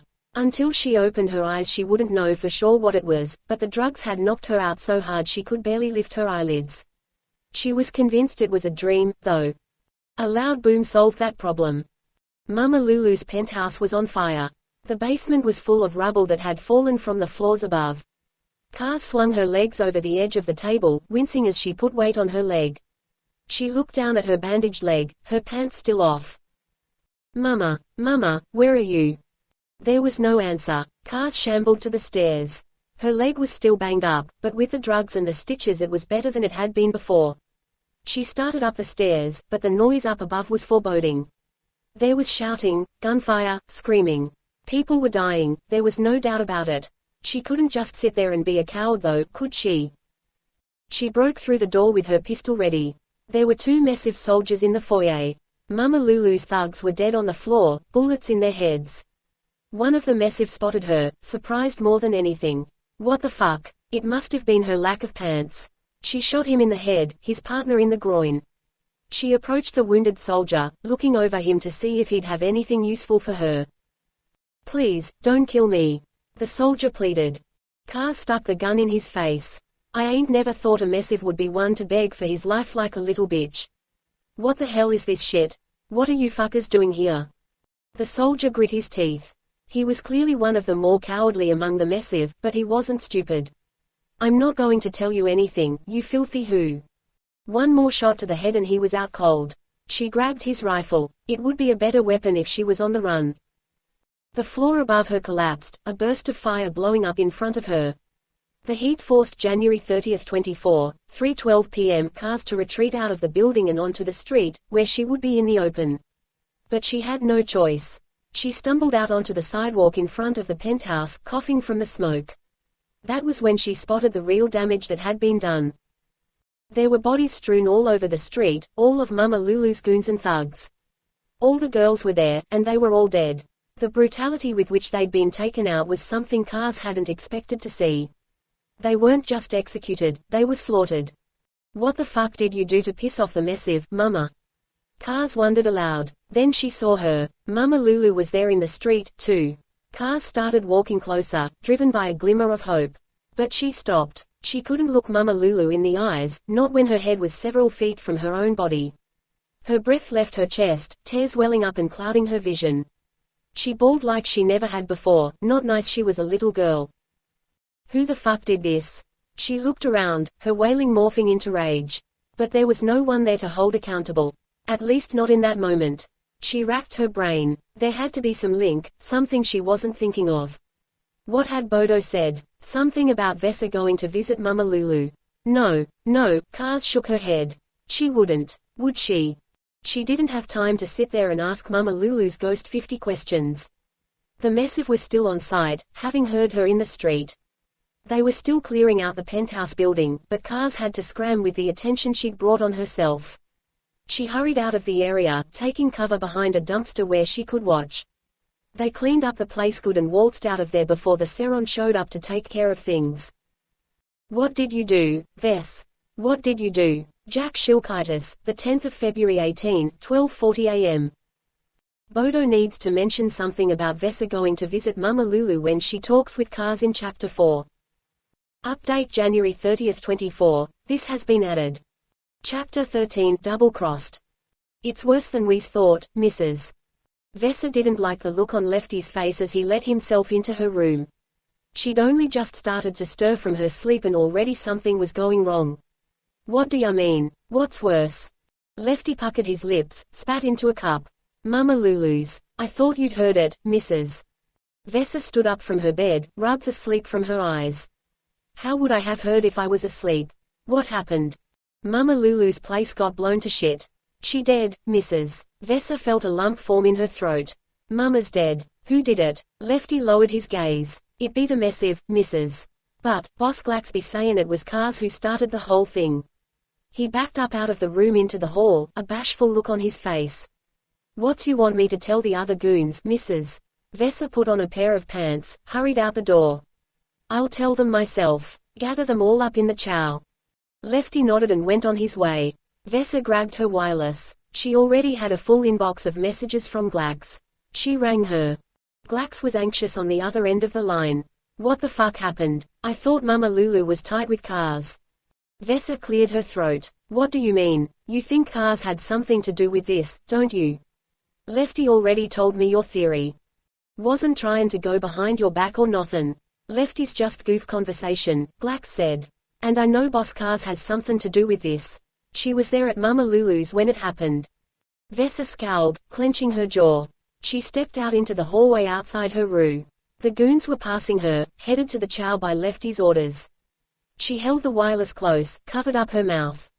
What am I supposed to tell the goons about all this? They're your goons now, Vess. You tell em whatever you want to tell em, but I'd make sure they know that Kaaz is no good. We can't have them being loyal to her no more if this is the shit we're gonna have to deal with. Right. And don't go soft. Remember, she tried to off you, too, Vess. Bosses can't be soft. Right. Vesa hung up, but she was stuck there in the hallway for a moment. She couldn't move, couldn't think. She'd admired Kaaz for so long, looked up to her since she was just a low-level goon herself. That's when she'd developed a crush on her. She would have done anything for her then. And she did. Whatever Kaaz said, she did. As she was told. But maybe she didn't know Kaaz after all. The woman she admired and lusted after crossed her and Mama Lulu. What was she supposed to do? Everything she thought she knew about the world was wrong. Par for the course on a planet like Vay. Didn't make it fair. She'd let herself believe the lie, bought into the fairy tale that Kaaz would want to be with her one day. That was all bullshit. She stormed into the chow hall. Lefty had done his job, gathering up the goons as Vesa had requested. They all looked anxious, exchanging whispers and gossip. No doubt they knew what was going on. Vesa didn't doubt it for a second. Listen up, you pieces of shit. Vesa slammed her fist down on one of the tables. Its leg broke. Vesa shrugged it off and kept talking. Mama Lulu, as I'm sure you's all well aware by now, is dead. She's been offed. The Messive came in and raided her penthouse, took the whole thing down in flames. Now, I'm sure you's all have some questions for me, but there's one thing I wanna make clear before we go into any of that shit. She gave them all another glare. Once more for good measure. This was all Kaaz. That drew immediate speculation. The goons were loyal to Kaaz. She should have predicted some pushback. But when they heard about what had happened to her in the Undercity, that would corroborate the whole thing. One of the goons spoke up. Boss Kaaz would never do anything to hurt Mama Lulu. She loved her like a mama. A few of the others nodded in agreement. Vesa took a long hard look at the one who spoke up, remembering her face. She needed to die when no one was looking. I was jumped by the Messive in the Undercity just the other day, Vesa said. She clenched her fists, remembering the incident. Boss Glax and I barely escaped with our lives. We were sent into the Undercity by Mama Lulu, and the Messive had one of the pins that Boss Kaaz gave out to her lieutenants. The whole thing was a setup. Lefty squinted at her, managing the courage to speak up in a room full of women, but why'd Mama Lulu send you to the Undercity? And then she got axed by the Messive, too. Shut up, Lefty. I don't need no man's opinion on the matter. She nodded to the goons. You all need to get yourselves ready. There's gonna be some shit going down. We know Kaaz was there when Mama Lulu was off by the Messive. And they'll be coming for us, soon. Another one of the goons nodded, yeah. Bodo's place got raided by Seron the other day, too. They's cracking down on us all, missus. Vesa pursed her lips. She was no good at giving out the orders. Kaaz usually handled that shit. Go make yourselves useful and shit. Be ready for when I call on yars, cause it's gonna be soon. The goons dispersed, but not before Vesa could step out of the room. Lefty was there, catching up with her.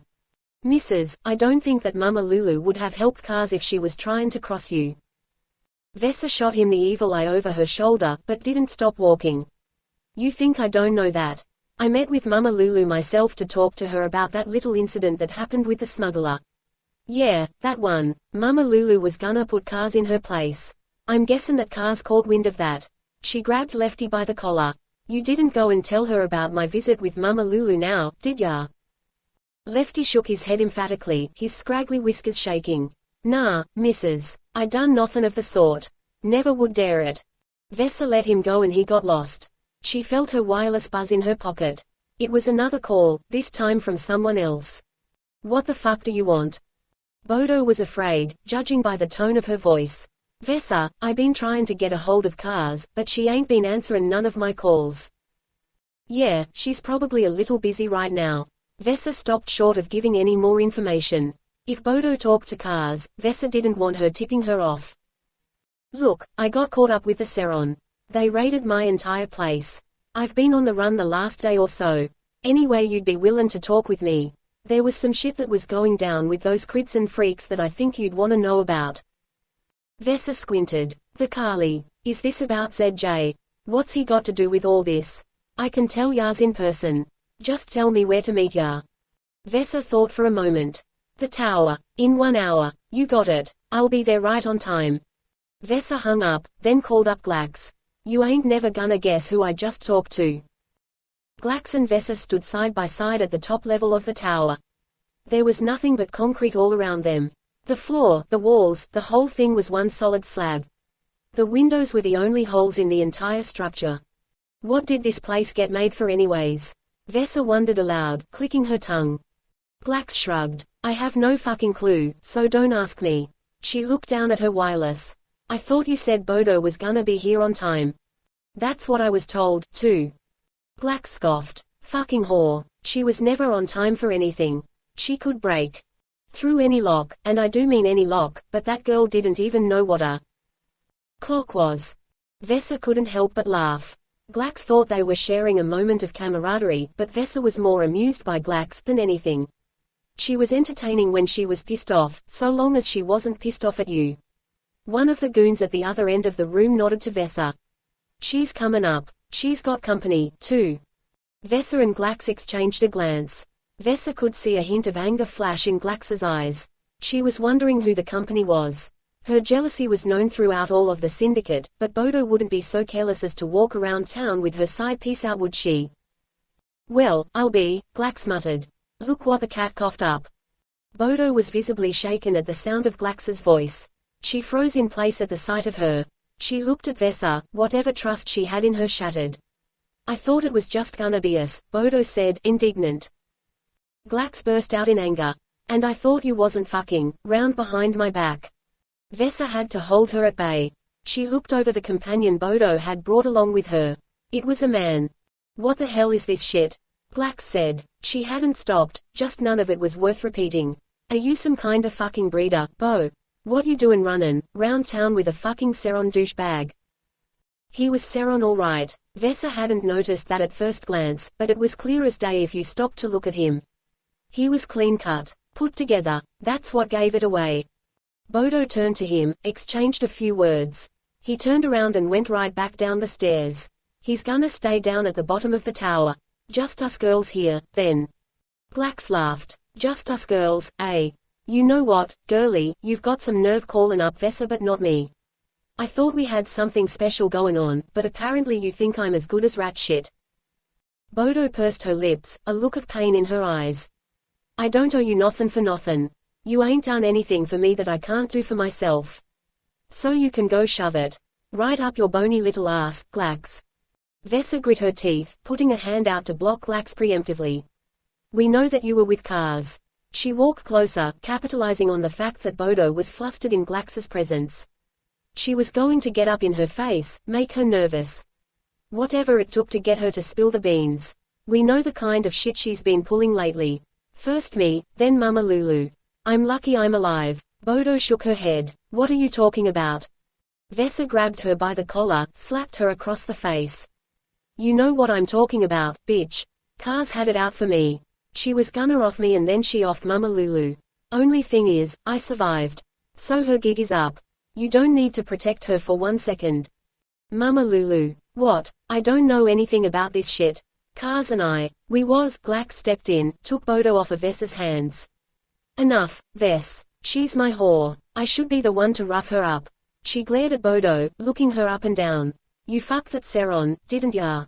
You fucked him good, I'm sure. The look on Bodo's face betrayed every word of denial. But Glax wasn't hearing any of it. She threw Bodo to the ground, kicked her in the stomach. Vesa had the urge to stop her. It wasn't easy to watch such a pretty girl get hurt so bad. You crossed me, Bo. Glax spit on the ground between them. What did I tell you I'd do if you crossed me? Bodo straightened, found her feet. To her credit, she squared off with Glax like she was ready to fight, even though she clearly wasn't. I don't care what you think, bitch. I sure as hell didn't try to kill either of you, and neither did. Glax planted her foot on Bodo's chest, giving her a hard push kick toward one of the open windows. Bodo's ass hung over the sill, her hands grabbing onto the sides of the window. She scrambled to climb back in, but Glax stepped in and stopped her. She grabbed her by the jacket and whispered something in her ear before pushing Bodo out the window. Glax spun around immediately, like she wasn't able to watch. She came back to Vesa with one of Bodo's tassels in her hand. Can't say she never gave ya nothin', Vesa said. Glax's face went sour as a pickle. She tucked the hassle into her pocket. I'm glad she's dead. We ain't gonna find out what she knew about Kaaz and what she's been up to now. Glax turned her anger on Vesa. It don't matter. That bitch crossed me. She doesn't deserve to live. Vesa put up her hands to keep Glax from biting her head off. Fine, then. I never said it didn't need to be done. But now we don't have any new information on Kaaz, and she's probably still trying to kill us both now. Glax smirked. I know what we need to do, and it ain't Kaaz that we needs to worry about. Not yet, anyways. Then who is it? Carl. Chapter 14 Fall. Vesa was going to pay. Mama Lulu's blood demanded a price. After everything that she'd done for the syndicate, after everything she'd done for Kaaz, that was the least she owed her. Revenge. Vesa, you no good, ungrateful bitch, she muttered to herself. She was coming up on her hideout. Between the Messive and the Seron she'd had her fair share of close calls since escaping from Mama Lulu's. She had healed some, but the wounds were still giving her a hard time. Why can't anything just be easy? Her hideout was being guarded by a handful of goons. They were standing at the door, armed and ready. That wasn't normal. They spotted Kaaz from a distance, but they didn't come out to meet her. What? You ain't gonna help a gimp out? Last I knew, I was still your boss. The girls exchanged looks, until one of them stared her back. Mrs., you ain't got no business here no more. Vesa's in charge now. Kaaz laughed, wincing as pain shot up her spine. What the hell are you talking about? Vesa, she's gone and done something pretty unsavory. I don't think Yar'll want her as your boss. The goons mustered some more courage. I'm sorry, Mrs., but Vesa told us what you did. What I did? One of Kaaz's eyebrows lifted. What the fuck do you mean? I didn't do nothing. She killed Mama Lulu. They drew their pistols on her. Nah, Mrs., that's a lie and we know it. You handed Vesa over to the Messive, then you handed Mama Lulu over to M2. Kaaz blinked. That took a moment to process. What makes you think that I'd do such a thing? By all the faces of Oth, I built this syndicate up to what it is. Why the fuck would I want to tear it all down? Even Vesa would know that, stupid bitch. One of the goons got up in her face, drew a knife. Kaaz twisted her arm, disarmed her, spun her around. She held the edge of the knife at the goon's throat. Tell me where Vesa is, all of ya, she demanded. One of the other goons laughed, or what? You'll cut her. Kaaz dumped the goon in her hands to the ground, threw the knife at the other across from her. It got lodged in her chest. Kaaz drew her pistol and shot her in the knee. I mean business, motherfuckers. Go ahead, try me again. Where is Vesa? The goon she had held at knife point was trembling beneath her. She went to the tower to meet up with Glax, Mrs. Kaaz sneered. There, was that so hard? She turned around and walked away, the goons shouting after her. She ignored them. If they didn't want to be her goons anymore, that was their problem. Vesa would run them into the ground. If they thought she was a good boss, then they weren't worth having in the first place. She'd miss Lefty, though. The tower was a good walk from her hideout. The Seron were out in heavy patrols. Whatever went down at Bodo's place had put them on high alert. And Kaaz assumed they were interested in what happened at Mama Lulu's, too. The massive poking their noses around would probably alert more suspicion than some low-life gang members. She avoided the Seron Marines as best she could. She'd cross the street if she was going to come face to face with them, or duck into a shop quick to get out of sight. Both suns were covered up by Tolan, casting its green shadow on the city. That helped, but the Seron paid attention to detail. Even with her aspirator on, they'd be able to tell who she was if they got a good look at her. She could see the tower now, one of the only structures that tall that hadn't fallen over even in spite of its disrepair. Some of Vesa's goons were standing guard outside, acting nonchalant. They were young girls, too, the kind that wouldn't draw the attention of the Seron. So long as they stayed put and didn't do anything stupid. Problem was, they were pretty stupid, stupid enough that Kaaz could bully them around. Kaaz walked up to them, finding them flat-footed with their backs against the brick wall. She showed them she had no intention of stopping. Out of my way, girlies. The girls looked frightened by her. That was good. But they weren't exactly looking at her. More like they were looking behind her. Kaaz spun on her heels in time to find a Seron in her face. She drew her knife. I thought I'd find you sniffing around here, Aaron said. What the fuck are you doing here? I'm here with Bodo. She got me arrested and then busted me out of prison against my will. He shook his head, probably realizing how ridiculous he sounded. So it's not like I have any other place to go right now. Kaaz lowered her knife, looked him up and down. Why the hell aren't you covered up? You standing out here like this is gonna draw attention. Aaron looked at himself, shrugged. I'm not wearing my uniform or anything. I can still tell you're Seron just by the way you smell. Don't even have to look at you. Come on. Kaaz shook her head, pulled him out of the street and inside the lower level of the tower. So, Bodo's alive. I heard the Seron raided her place. Aaron nodded. Yeah, she's been trying to get a hold of you for a while. He sounded indignant. She got in touch with Vesa instead. Some help you were. Kaaz snapped her gaze on him. Vesa. Yeah. Hey, where's my fucking wireless, by the way? I know you took it off me that night. Kaaz shrugged. I don't have it. Nor did she care. Where's Bodo right now? What? You sold it or something? Nah. Some other guy jumped me and stole it. Come to think of it, I think he had some interest in it. Where's Bodo? Aaron squinted at her. What kind of planet is this? You stole from me and then got robbed. First off, it ain't no planet. It's a moon. And secondly, I did in fact steal from you. And then got robbed. Happens all the time. It's like its own fucking ecosystem here. Dog eat dog and shit. You get used to it. She looked Aaron in the eye, making sure he knew she was serious. Listen, Vesa has some beef with me, and I'm pretty sure that Glax is up there, too. She's Bodo's. I don't know if you have a word for it. Did she explain that? Aaron nodded. Yeah, but we didn't know she was gonna be up there. Finally, the answer to her question. Fuck. Kaaz rubbed her forehead. This isn't good. How long has she been up there? Only a little bit. They sent me down. Apparently I'm not good enough for M. Wait, they saw you. Yeah. Why? Kaaz took off running. She made a beeline for the tower steps, Aaron tagging along behind her. The goons standing guard didn't try to stand in their way. They made it to the second floor when Kaaz heard the ruckus from up above. Is that Bodo? Aaron asked. She was screaming. And it was getting closer. Fast. Kaaz ran toward the closest window. Bodo was falling, from the tippy top of that tower all the way to the ground below. Chapter 15 Bargain. Aaron held his breath. Watching Bodo fall seemed to happen in slow motion. Kaaz rushed past him, back down the tower. Aaron stumbled toward the window, looking down. He couldn't see her amongst all the business of the street below. There didn't seem to be any onlookers, either. Does this sort of thing happen here all the time or something?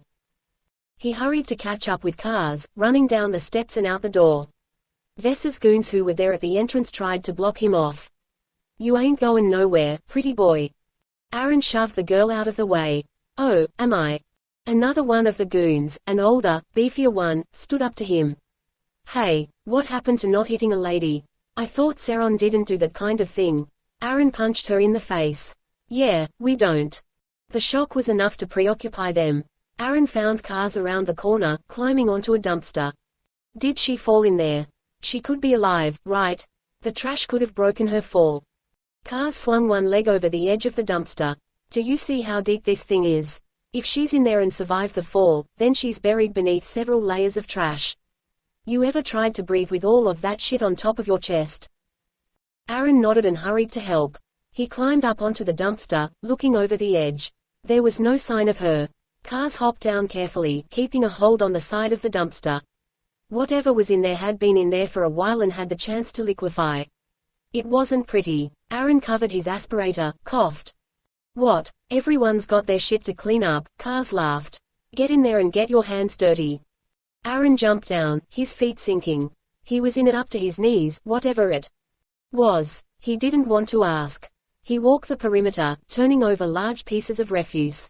There was no sign of Bodo. You think she's deeper? Aaron asked. He got down on his knees. We can dig down if we have to. Kaaz hurried over to one side of the dumpster, grabbed something. Bodo's jacket. She's down here. Aaron joined her, and together they began to dig through the trash. Aaron could feel Bodo moving beneath the top layer, and soon he had her by the hand. Together, Kaaz and Aaron pulled her out. She gasped for air. What the fuck were you thinking, goin' and talkin' to Vessa by yourself? Kaaz slapped Bodo's cheek playfully. You're lucky this thing was full, otherwise you'd have turned into a pink pancake. Aaron suppressed the urge to vomit. Let's just get her out of here, all right. That was easier said than done. Bodo might have been able to breathe, but she was in no shape to be climbing out of that dumpster. Aaron wound up doing a lot of the heavy lifting. We need to get cleaned up. Aaron looked at Kaaz. You know anywhere where we can get a shower?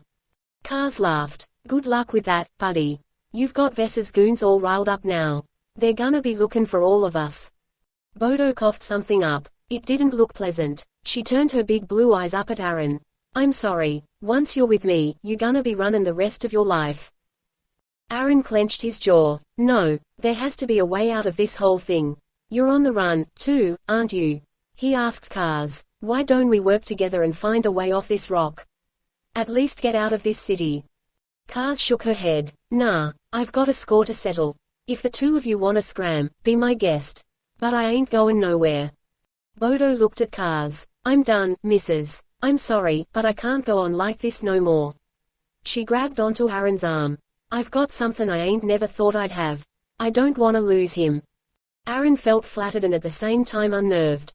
He didn't know this girl that well, and yet he felt something. Perhaps it was seeing her fall, the way his heart raced when it happened, the dread he felt when he didn't know what had become of her. There was something there, but he couldn't admit it yet. I just wanna get us to safety. If you can't go with us, can you help us at least? Kaaz frowned, planted her hands on her hips. Yeah, I can help ya, but I'm gonna need something from you in return. Bodo nodded. Sure thing, missus. Whatever you want. Aaron held up a finger. Hold on, now. I have no idea how you do things on Vay, but I'm not going to make a promise before I know the other end of the bargain. What are you gonna do for us? Kaaz shrugged. I've got a ship. Would that work? Aaron smiled. Yeah, that'd work. Good, then. I need the two of you to run a little interference for me. She explained the plan. Aaron didn't like it, but it was the only shot they had at getting off planet. You're a fugitive now, boy, Kaaz said to him. A Seron like you could make a killing here on this world. You know shit that we don't. Any one of the bosses would gladly hire you on as security. It pays a pretty penny. Aaron and Bodo exchanged a glance. No, I'm not getting caught up in any more of this mess. Kaaz shrugged. Suit yourself, then. Something worth considering, though. She helped Bodo up to her feet. You make sure you take good care of this girl.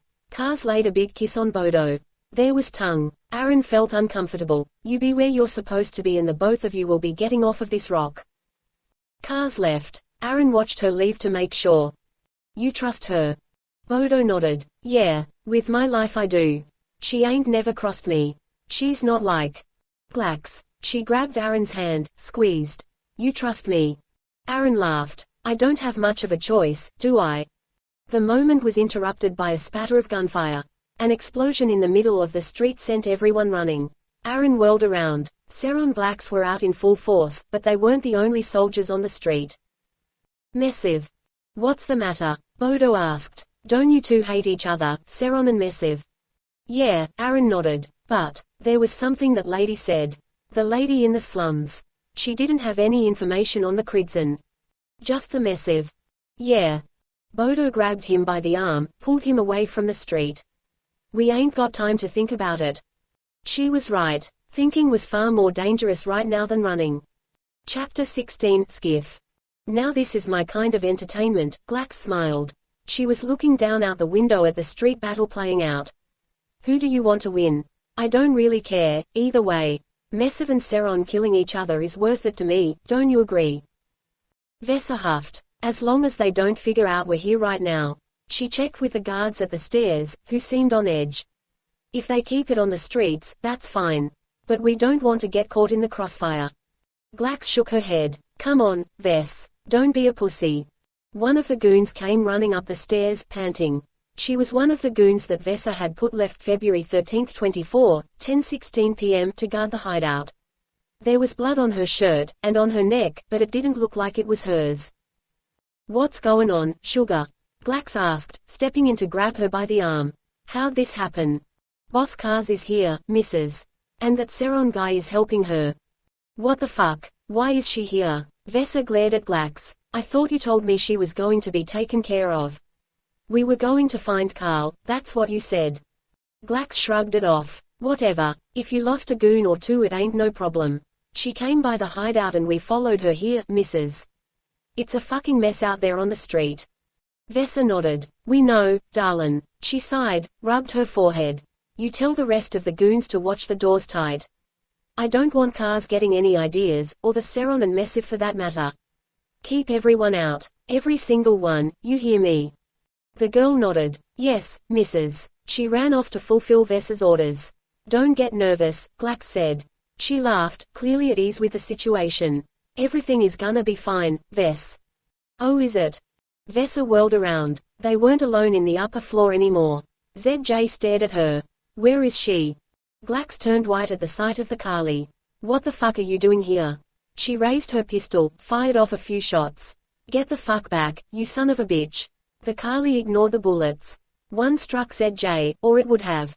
A layer of yellow light glistened over his body as the bullet bounced off harmlessly. They have shields, Glax, Vesa said. She put her hand on Glax's pistol to lower it. There's no use in shooting. They'll be able to take whatever you can dish out. Glax got a pouty look on her face. I don't really care whether they have shields or not. ZJ cocked his head to one side, looked at Vesa. Those 6 robot eyes of his put her on edge. Where is she? You know who I'm looking for. I don't, motherfucker, Vesa replied. She spat on the floor between them. I don't have any idea who you're talking about, so you better stop speaking in code. ZJ turned his eyes to Glax, then back to Vesa. He laughed. You are so insolent. You don't know what's best for you, when you should quit while you're ahead. His eyes darted back to Glax, startled. Glax brought her hand up to her mouth, pulled something with her teeth. It made a clicking sound. Go to hell, Crimson freak. She lobbed a grenade. Force shields could protect you from bullets and nail-spiked baseball bats, but they couldn't protect you from falling through the floor. ZJ and his Kali scattered, while Glax dragged Vesa toward the stairs. The grenade blew, throwing Glax and Vesa down the first flight. The heat was intense, more painful than the fall. Vesa sat up, rubble and debris being thrown all over. She couldn't hear, like she'd stuck her head underwater. Get the fuck up, she shouted at Glax. It sounded like a whisper. She grabbed hold of Glax's arm, started dragging her down the stairs. There was a hole in the top floor of the tower, and a good chunk of the outer wall had been taken down with it. Vesa could faintly hear the footsteps of the Seron or the Messive. They were coming up to investigate. Vesa slapped Glax across the face. Shit, get up. Glax shook herself awake, blinking. She found her feet, wobbling around. Did I get, Vesa had to read her lips. I don't fucking know. The Seron are coming up the stairs. What? Seron. Glax's eyes went wide. She ran away from her. Something struck Vesa in the back of the neck. She fell to her knees. Her heartbeat throbbing in her head. She was grabbed, flipped over onto her back. You better have a good explanation for all of this, Kaaz said, holding a knife to her throat. Vesa's hearing was just starting to return, though Kaaz's voice still sounded far away. I don't got nothin' to splain. You're the one who's gotta own what you did, you bitch. Kaaz struck her in the face with her fist. I ain't the one who offed Mama Lulu. Vesa laughed in spite of the pain. Or was it because of the pain? She didn't really know. Whatever, I know you were there the night it happened. You wanted the whole syndicate for yourself. And you thought I was gonna betray you. She started to get choked up. All she'd ever wanted from Kaaz was affection, and now she was gonna die at her hands. You have no idea what you've done to me, you cunt. I was there all right, but I didn't kill Mama. You visited her the other day, and you visited that massive hideout in the Undercity February 13, 24, 10:22 p.m. This needs to be more clearly established earlier on. You fucking tipped him off to where she was. None of that made any sense to Vesa, but she wasn't going to get the chance to refute any of it. A whirring sound filled the air. It was loud enough to make Kaaz take pause. When Vesa looked up, she saw a shadow float in front of one of the nearest windows. Kaaz shook her head. No, her grip on Vesa weakened. She let go. Machine gun fire ricocheted through the tower. Walls were pummeled to dust, bullets flying. Vesa stayed low. Rubble fell. She covered her head. When it stopped, she looked out the window again. It was larger than before. Glax waved her over. Get over here. Vesa found her feet, stumbled over to the window. Glax was standing on a hover skiff. You mounted a machine gun on a hover skiff. Glax smirked. How do you think I got here? I had it parked on the ceiling. Now hop on. Vesa stepped onto the hover skiff, grabbing hold of the nearest harness. Glax didn't wait, taking the vehicle up into the air over the tower. Vesa fastened herself in just in time as Glax took a hard turn that would have thrown her off the skiff. Weird ZJ, February 13, 24, 10:23 p.m. Why would they be hunting ZJ? They were after Carl first, now ZJ. And Vesa wants revenge on Kaaz. Go, Glax asked. ZJ, why, what the fuck? We're after Kaaz. Are you crazy? That coward is running, Glax shouted back. You up for a rat hunt? Vesa realized in that moment how little choice she had in the matter. And how little sanity Glax had left. Chapter 17 Magic Cat. She should have had more holes in her than a pincushion. Wherever Glax had gotten that machine gun, she'd been lucky to know when to use it. Kaaz escaped by the skin of her teeth. Now, where the fuck are you going? She looked out the window and watched the skiff fly off. It disappeared behind a building before she could tell where it was headed. But she had a good idea. In the streets below her, the clash between the Seron and the Messive was dying down. No one was backing off, rather it seemed like the Seron had won. They were locking the place down, placing people under arrest. There were several Messive soldiers in cuffs, all of them lined up against the walls of the buildings across the street. Other citizens had started to riot and loot. They were arrested, too. Kaaz rolled her eyes. Typical, can't keep our hands off of other people's shit the moment something goes down. They deserved it for doing it right in front of the Seron. She heard footsteps coming up the stairs, but they weren't the Seron. They were Kaaz's goons. Or, more accurately, Kaaz's former goons. The girls came up the stairs with their pistols drawn and snarls on their faces. Put your hands on your head, missus. Come quietly and we'll be gentle with ya. Kaaz smiled. You think I'm afraid of you?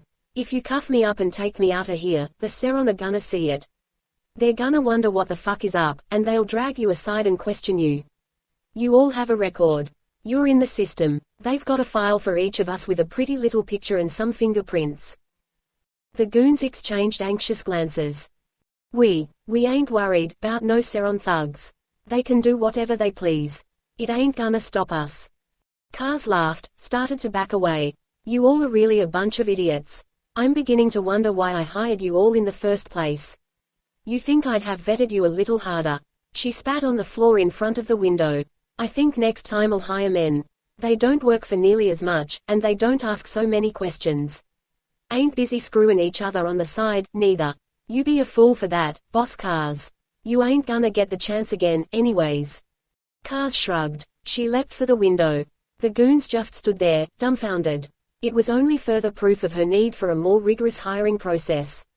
Cute with a ponytail wasn't going to cut it anymore. The fall wasn't bad, but that's because there was no fall. Kaaz grabbed onto a ledge, pulled herself up to the next floor above. The goons inevitably came to the window and poked their heads out. Where'd she go? She dead. She can't land from here. You think she's some kinda magic cat or something?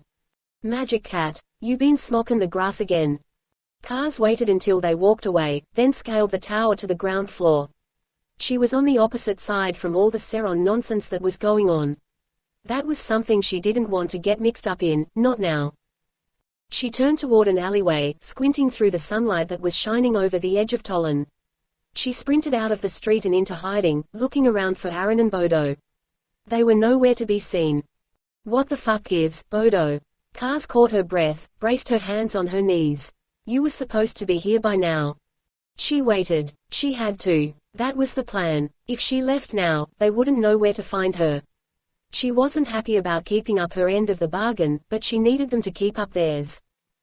Before long, it became apparent that Bodo's nickname was an appropriate one. Fucking sneak.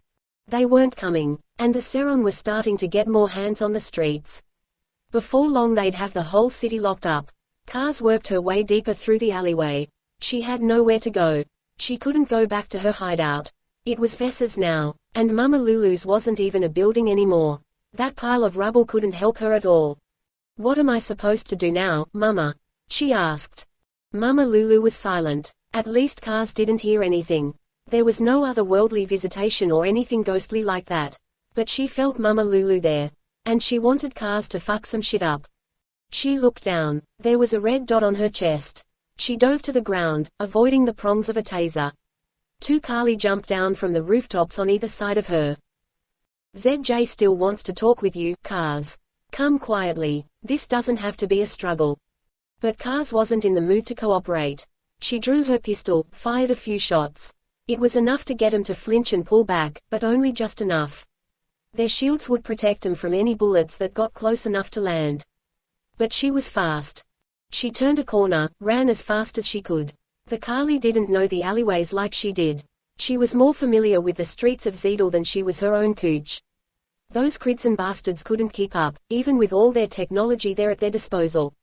She started feeling confident that she'd outwitted them, but as she turned another corner her stomach sank. The Kali shuttle blocked her path. The back hatch opened in front of her. Chapter 18 LOB. Shouldn't we be trying to find Carl? Vessa asked. Glax shook her head. Why the fuck would I wanna chase down Carl when I can hunt down that Kali bastard? She swerved the hover skiff around a building. She was undeterred by any sort of risk. Look, I thought we needed to find Carl before he did. That Seron cook still has the drugs and the tech. Glax looked over her shoulder at Vessa. Yeah, but if we find ZJ and kill him, then he ain't gonna be a problem now, will he? Vessa sighed. I guess. Glax flew the skiff low over the cityscape. The alleyways were full of bodies, all of them running to or away from the commotion that was happening around the tower. The Seron had really fucked things up. They thought they knew how to fix everything, but all they did was create more problems. You can't fix shit, just like you can't polish a turd. And Vey was a turd. We ain't gonna find him here, Glax. Vessa reached out and grabbed onto Glax's arm, but she shook her off. Come on, what's gotten into you? It's like you've got some sort of vendetta against this guy. Then what? Glax shook her head. Whatever, he don't deserve to breathe this smog no more. She pulled the skiff up, did a tight 180. But you're right, we ain't gonna have any luck finding him here. We'll go to the source. The source. You know where ZJ's place is. Glax didn't acknowledge her, just sped off in the direction of the east side. They flew over slums and the dump, past the refinery. There was a big shed-looking building there beyond the fence of the refinery. Glax was zeroing in on it. That's it. Glax nodded, pointed to a container that was strapped to the skiff. Open that thing up, would ya? I don't think that's a good idea. Glax slapped her. Just do it. Vesa undid her harness, lowering herself down to her knees. She clung to whatever she could get a hold of. The slightest movement of the skiff could throw her off to her death. She managed to open the container and look inside. Grenades. How did you know we were going to need grenades? Glax wasn't in the mood to talk it over. Grab a handful of and start lobbing down at that motherfucker's base. Vesa was beginning to question who was really in charge here. This wouldn't have been her plan, if she were the one driving the skiff. But when Glax told her to start lobbing, she lobbed. She pulled pins and lobbed. That bastard thinks he's so damn smart, doesn't he? Glax muttered to herself. Vesa spat a grenade pin out her mouth, tossed it over the edge. This is more than just a job to you, ain't it? The grenades booming down below drowned out Glax's voice. But Vesa assumed she'd said something snarky or snide. Vesa kept at it, though it wasn't amounting to much. Whatever ZJ had built his base out of, it was sturdy stuff. There would definitely be some cosmetic work required, but Vesa doubted anyone would get hurt. They were throwing pebbles at a palace. At this rate Oth would return before they were done. Glax jerked the skiff around abruptly. Vesa started to slide, caught herself on a loose tie-down strap. She pulled herself up to her feet and strapped herself back in her harness. All right, that's it. If you wanna throw grenades, be my guest. But I ain't gonna put my life on the line for.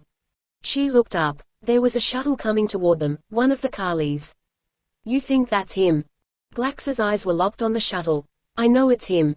She sped up. The skiff was headed straight for the shuttle, and ZJ didn't seem to know they were there. Hey, you gonna get us killed? Glax didn't seem to care. She made her approach, pulling away at the last minute and tailing the shuttle. Whatever plan she had wasn't readily apparent. She was dangerously close to the shuttle now, enough that Vesa could feel the heat coming off the exhaust. The hatch started to open. Grab one of them grenades. Glax shouted. Vesa leaned back, stretching to reach the container of grenades. She came back with two, handed one to Glax. They pulled out the pins and lobbed them one at a time. Someone appeared in the open hatch, looking down at them. The grenades went in, and she jumped down, landing on the skiff. The ship tipped to one side until Glax was able to recover, but by then the skiff was already out of control. The Carly shuttle exploded in midair. It drew a black line of smoke across the sky as it careened in a death spiral toward the ground below. Kaaz punched Glax in the throat, pulled her pistol on Vesa. Miss me, bitch. Chapter 19 Joy Ride. What options do we have? Bodo shrugged. They were hiding off the streets in an alleyway. By now they should have met up with Kaaz, but the Seron had gotten far too nosy. We did what she asked, Bodo said. We got the Messiv and Seron focused on each other, but now we gotta get out of here. That's our only option. Aaron sighed. How are we going to get out of here if we don't know where her ship is? Bodo raised an eyebrow at him. You don't think I don't know where it is, do ya? Aaron blinked at the odd use of the double negative. He put his hands on his hips. Well, then why'd we make the deal with her in the first place? She winked. Kaaz is a friend. Come on, we can make it to her place quick. Her goons'll know what's up. Aaron nodded. They left the alleyway, stepping out into the street again. The Seron had cleaned up. If Aaron hadn't been in the situation he was in, he'd have been out there with them, no doubt. It felt odd to hide from them, his own people, his brothers. But that's what happened when you broke trust as a Seron. You were exiled. I can never go back, he muttered. Bodo heard it, though he had tried to hide it. She looked over her shoulder at him. You haven't second thoughts now, lover boy. Aaron took a look into her blue eyes. There's a part of me that is. I don't know whether or not going with you is the right choice, Bodo. But it beats the alternative. She smiled at him. I'll grow on ya, lover boy. Just you wait. They turned a corner without thinking. They should have checked first. An entire squad of Seron was standing there in the street. Bodo and Aaron both froze. Shit, what do we do? Aaron put a hand on her shoulder. Well, you already stopped, and they can sense blood in the water. So, the squad of Marines was coming their way now. Their curiosity was piqued. Hey, the squad leader called out to them. You two, what are you guys doing out here? Bodo grabbed onto Aaron's arm with a viper's grip. Fuck, you got this one. Aaron lowered his gaze, hoping his hood was covering his face. If they recognized him, he was done for. We just passin' through is all. It was his best attempt at the Vay accent, and it seemed to work. The soldiers exchanged glances. Hey, Sarge, since when do Vay men and women walk around the streets together? That seems a bit odd, don't you think? The sergeant nodded, his eyes boring a hole through Aaron's head. It is odd. Let's see your identification, anything you've got on you. Understood. Aaron looked up at the sergeant. He recognized him, but did he recognize Aaron yet? No, not yet. He held up his hands. Officers, we don't have any identification on us. The sergeant squinted at him. You look familiar. He glanced at Bodo, then back at Aaron. Who are you? I told you, officer, we don't have any identification on us. I don't care. What do you have on you? Bodo shoved Aaron out of the way. From out of her coat she drew her rifle. The spray ripped the soldiers apart, at least those closest to them. The others scrambled for cover. Pick up a gun, you idiot. Bodo shouted at him. Aaron ducked down and grabbed a machine gun from one of the fallen soldiers. The soldier grabbed him by the arm, still alive despite his wounds. It was the sergeant. Fucking traitor. Aaron ripped the gun away from the sergeant. He and Bodo took off running. He followed her lead. She knew the streets better than he did, but he hoped she wouldn't lead them into another trap like that last one. After a while, it seemed apparent that she'd gotten them clear of the Seron. But for how long remained to be seen. Where is Kaaz's place from here? That's where the shuttle is, I'm guessing. Bodo frowned. How'd you know? Geez, I thought I was the smart one out of the two of us. Aaron rolled his eyes. It wasn't that hard to figure out once you said you knew where it was. Whatever. Bodo didn't like being outsmarted. It ain't too far, but we gonna have to be on our toes. Not for the Seron, they won't come this way unless they've got a good reason. We gotta keep an eye out for Vess's goons. Aaron nodded. He checked every alleyway they passed by, looked around every corner. He wasn't going to let them get ambushed again. Bodo was starting to get annoyed. The fuck are you doing? Quote. I'm making sure we don't get popped in the head. You should be paying attention, too. 2 heads are better than 1. 2 heads. She glanced down at his crotch. How's that worked out for you so far? Aaron grumbled, ignored the comment. Let's just play it safe. We get to this ship and we get out of here, right? That's something we want guaranteed. I'm not taking any more chances. They continued on a little longer, the streets empty. The Seron Marines had likely scared everyone into going inside. Aaron was fine with that, but it made them stand out like a sore thumb. Wait a minute, Bodo said, stopping before entering an intersection. You hear that? Aaron listened. What? That humming sound. Is that what you mean? Yeah. Don't it sound like a shuttle in idle? Aaron looked up, peered through the clutter of roofs and buildings overhead. If there's a shuttle up there, it's not sitting out where anyone can see it. All right. We gotta be extra sneaky then. Aaron smirked. Shouldn't be hard, right? Bodo didn't answer. Bodo took the first step out from behind cover. Aaron followed, though he questioned why even as he was doing it, but he didn't speak up. He had to trust her. They cut across the street to an industrial-looking building. It was Kaaz's place, he assumed. We're just gonna walk straight in? Aaron asked. He knew it couldn't be that simple, though. Nah, there's a side door, dummy. She led him around to the promised side door, tried the handle.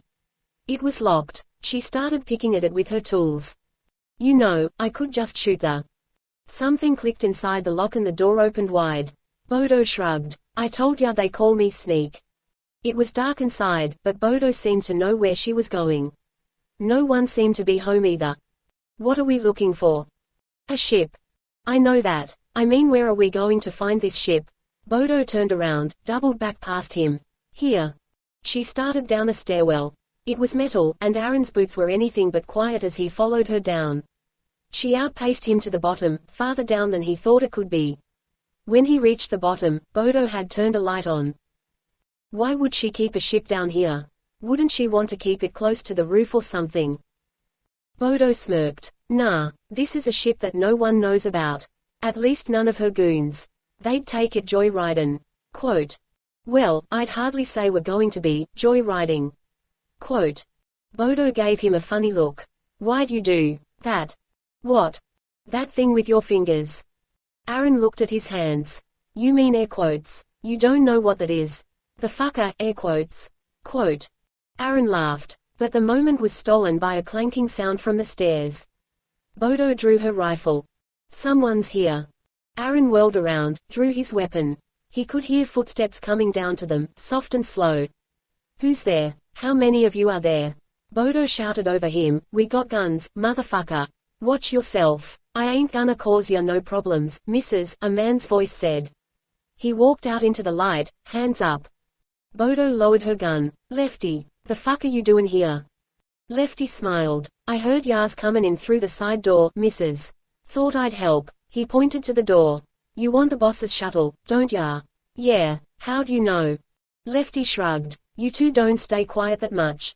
He smiled. They call you, sneak, maybe they does, but how do they know to call ya, sneak, if they ain't ever caught yas sneakin'? Quote. Aaron paused. You know, he makes a good point. Bodo pouted. Whatever, can you help us or not, Lefty?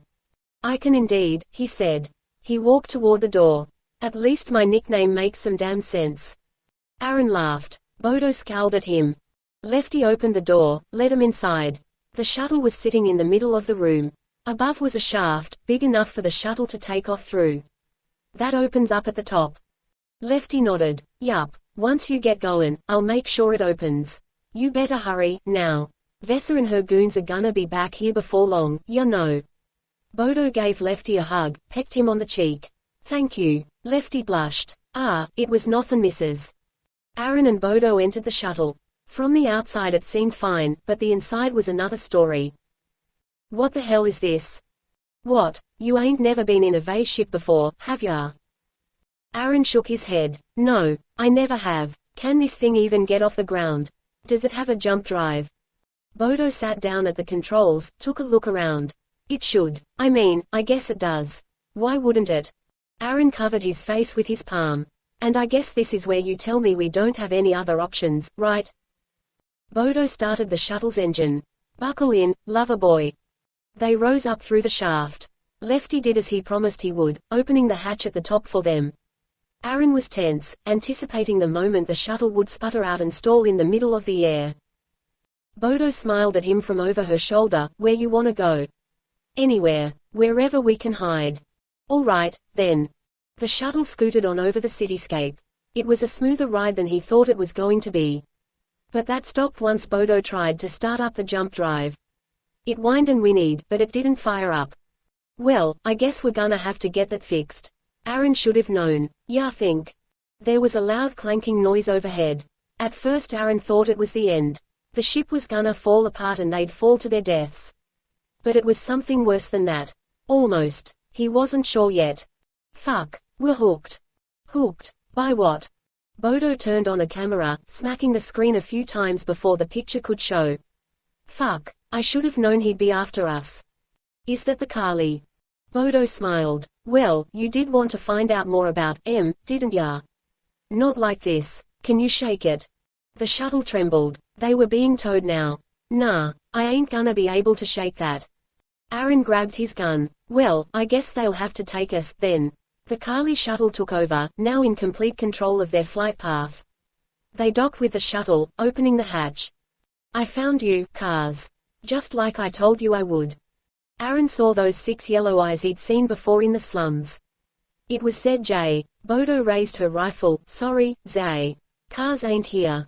Chapter 20. Lake. Kaaz savored the look on Vessa's face. The bitch deserved what she had coming to her. You think you're so smart, don't ya? Kaaz waved her pistol in Vessa's face. The skiff was gradually starting to spin out of control. We all gonna die, you moron. Vesa shouted back. Let her get the controls so we don't crash. Kaaz smirked. I don't care if I'm dead or not, Vesa. You don't realize that. You think I'm just like you. You all do. But I ain't like any of ya. You all think you're hot shit. But me, nah, I know my weaknesses. I know my blind spots. Glax grabbed hold of the controls, pulling herself back to her feet. What was Mama Lulu, then? Was she your weakness? Kaaz struck Glax in the head with her elbow. Shut your whore mouth. Glax laughed. Whatever, Kaaz. I don't give a shit. Glax pulled hard on the controls. The skiff turned over onto its side, spiraling. Kaaz held on for her life. She wasn't going to be able to reach Glax in order to stop her. It was all out of her control, like always. The ground became larger as they approached. Kaaz averted her eyes at first, but she made herself look, convincing herself that she wasn't afraid. But there was no ground. There was only endless blue. The lake. The skiff struck the lake, skidding off of the water once before getting torn apart. Kaaz was thrown away from the wreckage. She felt the water rush past her. Felt it fill her nose and throat. She forced her eyes open, searching for the surface. The green shadow of Tolan led her to the top. She gasped and coughed, her aspirator having fallen off her face in the fall. The skiff was floating on the surface of the lake in pieces. Glax and Vesa were nowhere to be seen. Rest easy now, Mama, she whispered. I avenged you. She swam to shore. The rocks were black with oil, and so were her clothes when she finally got out. The lake was tainted like everything else on Vay. She needed a shower, but she wasn't going to get one. She knew better than that. Where do you go now? She asked herself. She didn't expect an answer. When she looked up, she was surrounded. You're going to come with us. Chapter 21 Surrender. Aaron emptied his clip. Bodo did, too. But when the dust settled, ZJ was untouched. A yellow aura glowed all around him. He's got a fucking energy shield. Bodo reloaded her rifle. So what? You wanna go out shootin' or go out like a bitch? She fired off another clip. But ZJ was coming closer. He grabbed the rifle out of her hands, the metal melting in his grasp. This is it, Bodo, Aaron said. He dropped his weapon. What do you want? Maybe we can figure something out. ZJ looked at him. Foolish Seron. You think I trust you any more than I trust this Fae? You wanna make a deal with me? Then get down on your knees. Aaron knelt. He grabbed Bodo and made her do the same. You're looking for Kaaz, aren't you? We might know where she is. I am looking for her, but you two will be useful to me, too. He paused, relaying a message. They're going to bring us all in. You should be happy for that. They'll treat you with some decency at least. Who's bringing us in? Bodo asked. She looked at Aaron. Aaron nodded to her. Seron. He's turning us in. ZJ laughed, though it was brief. No, not the Seron. They waited a while longer before the shuttle came to land. They were on a rooftop somewhere.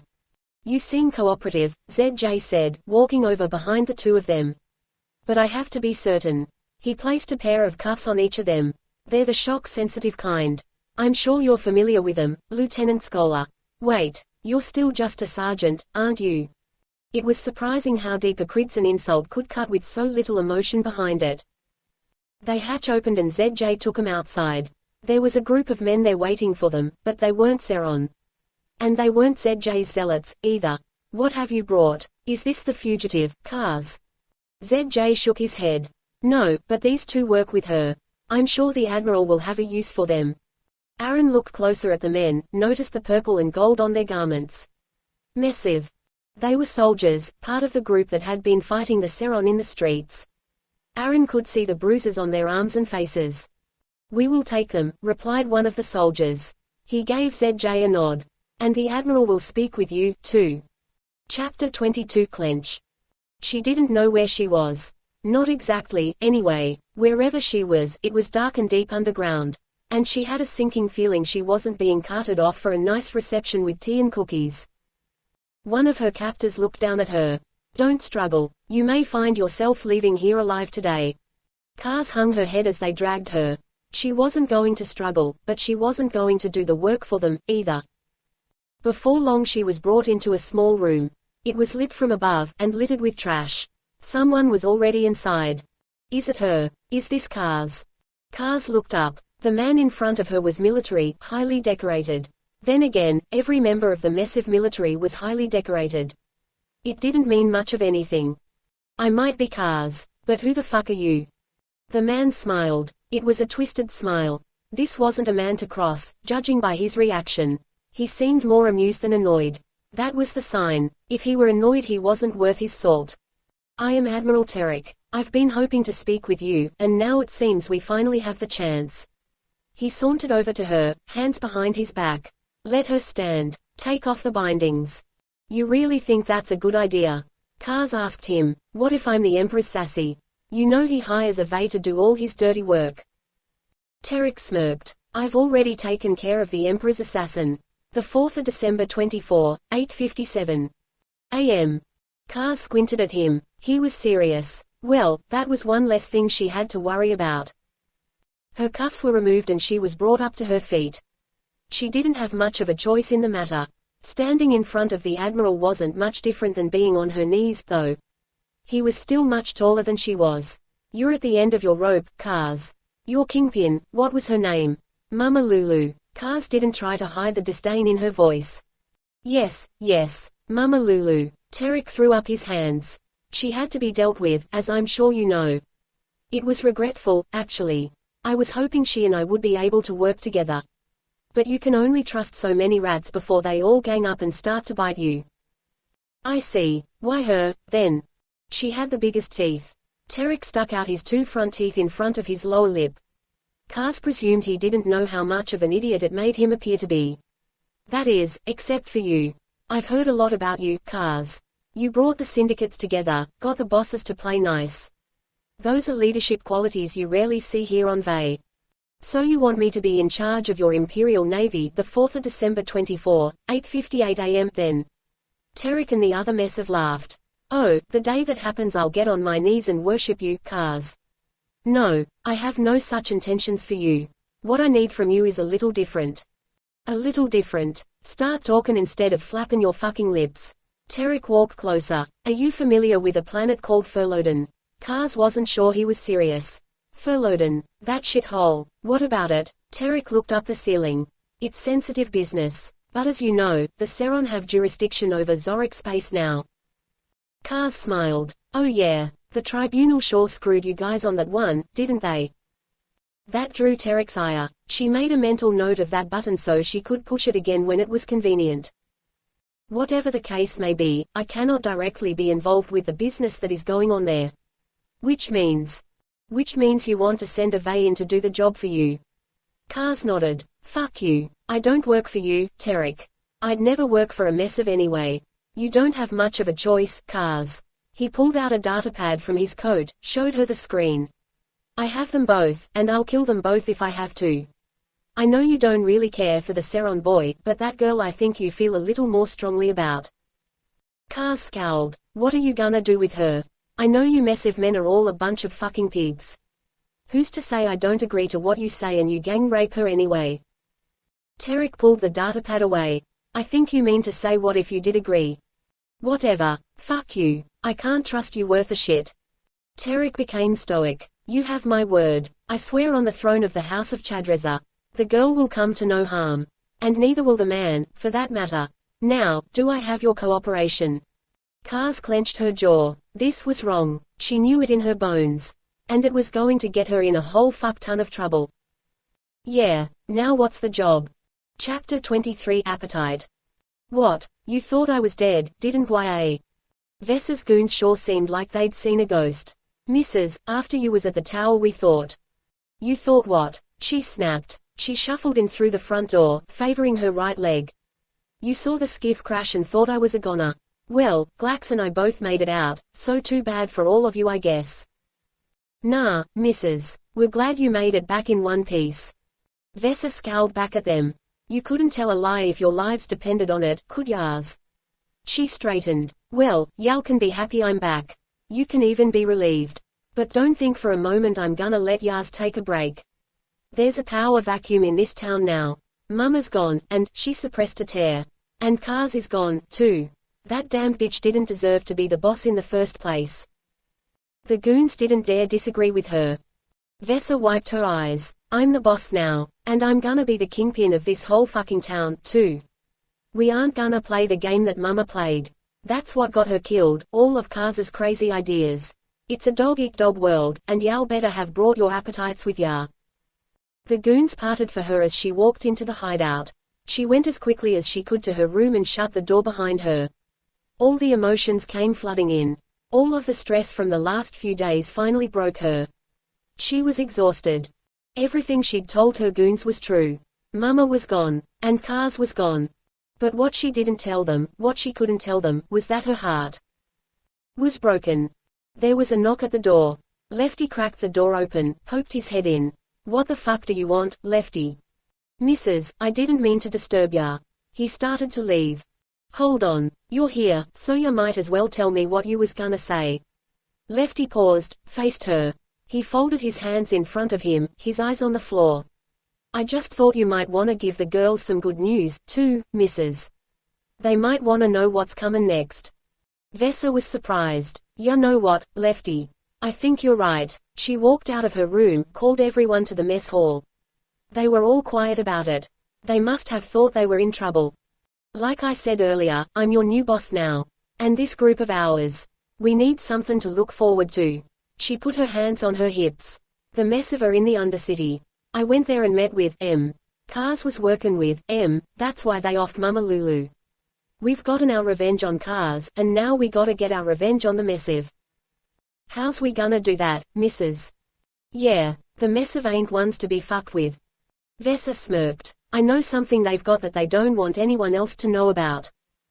Chapter 24 Trust. ZJ was waiting. He was good at that. He'd waited for everything he'd ever earned in life. Patience was the way of the Kridzen, and though they'd exiled him, he hadn't forgotten who he was. He hadn't forgotten where he'd come from. The Messive, on the other hand, had no concept of patience. Not in the short term, anyway. The soldiers around him were all driven by their schedule, what was going to come next. If their superiors hadn't told them what to do, they would have gone mad. He assumed the Seron were much the same. Through his eyes he could see their thermal signatures, their pulses racing. They were anxious. But what for? Was it him, or was it their superiors? Admiral Terek was known to be merciless, but that was par for the course for the Messive. No, something else was going on. And ZJ's interest was piqued. The Messive gave him dirty looks and sideways glances. Apparently he was a spectacle to them. The Messive were easily befuddled, their sense of order rigid. They were probably staring at his eyes, wondering why he had 6 of them on his mask. But there were more things that they should have been wondering about him than that. "The Admiral is ready for you, Kridzen." ZJ cleared his throat. About time. He was escorted to the Admiral's room, but when he walked in, he found the Admiral wasn't alone. "Why is she here?" Admiral Terek smiled. "She's here because of you, Kridzen. I thought you knew that." "I did as you asked. Our professional relationship does not need to be undermined by a vain miscreant such as her." Glax laughed. "What, you don't want to admit that I helped ya, Zay?" That drew a chuckle from Terek. "She did help you, didn't she? She was just telling me about some of her exploits." "She helped me on a few issues, that was all," ZJ replied. He scanned Glax's vitals. She was calm as could be. "I brought you Kaaz." "Kaaz?" Terek waved his hand. "She wasn't what you said she was. She was no agent of the Emperor's. If anything, your attempts at capturing her only threatened our operation here. We had to fight the Seron on the streets. That isn't going to be easy to explain." Glax was smug, nodding along with the Admiral. She was going back in for more brownie points again. "I'm the one who gave them Mama Lulu. If she hadn't come toppling down, the Syndicate would still be in one piece." "You didn't topple the Syndicate," ZJ fired back. Glax laughed. "It was easy. Are you kidding me? All I had to do was to get Vesa and Kaaz to turn on each other. They ripped it apart themselves." ZJ sensed movement outside the room. There were soldiers gathering. Admiral Terek was shifting his feet. "You Kridzen pride yourselves at being so analytical," Terek said. "But you fail to see the things that are right in front of your face." ZJ tried not to get defensive, but it was hard when he knew what was about to happen. "You can't get rid of me. I've helped you get this whole thing started. We were going to see it through to the end." The door opened behind ZJ. The soldiers stepped in behind him, laid their hands on him. "I'm afraid you put this whole thing at risk, ZJ." The Admiral shook his head. "You've lost my trust. There's no way around it." Glax smiled as they dragged ZJ out of the room. "Say hello to Oth for me, would ya? I'm sure the two of you have a lot to talk about."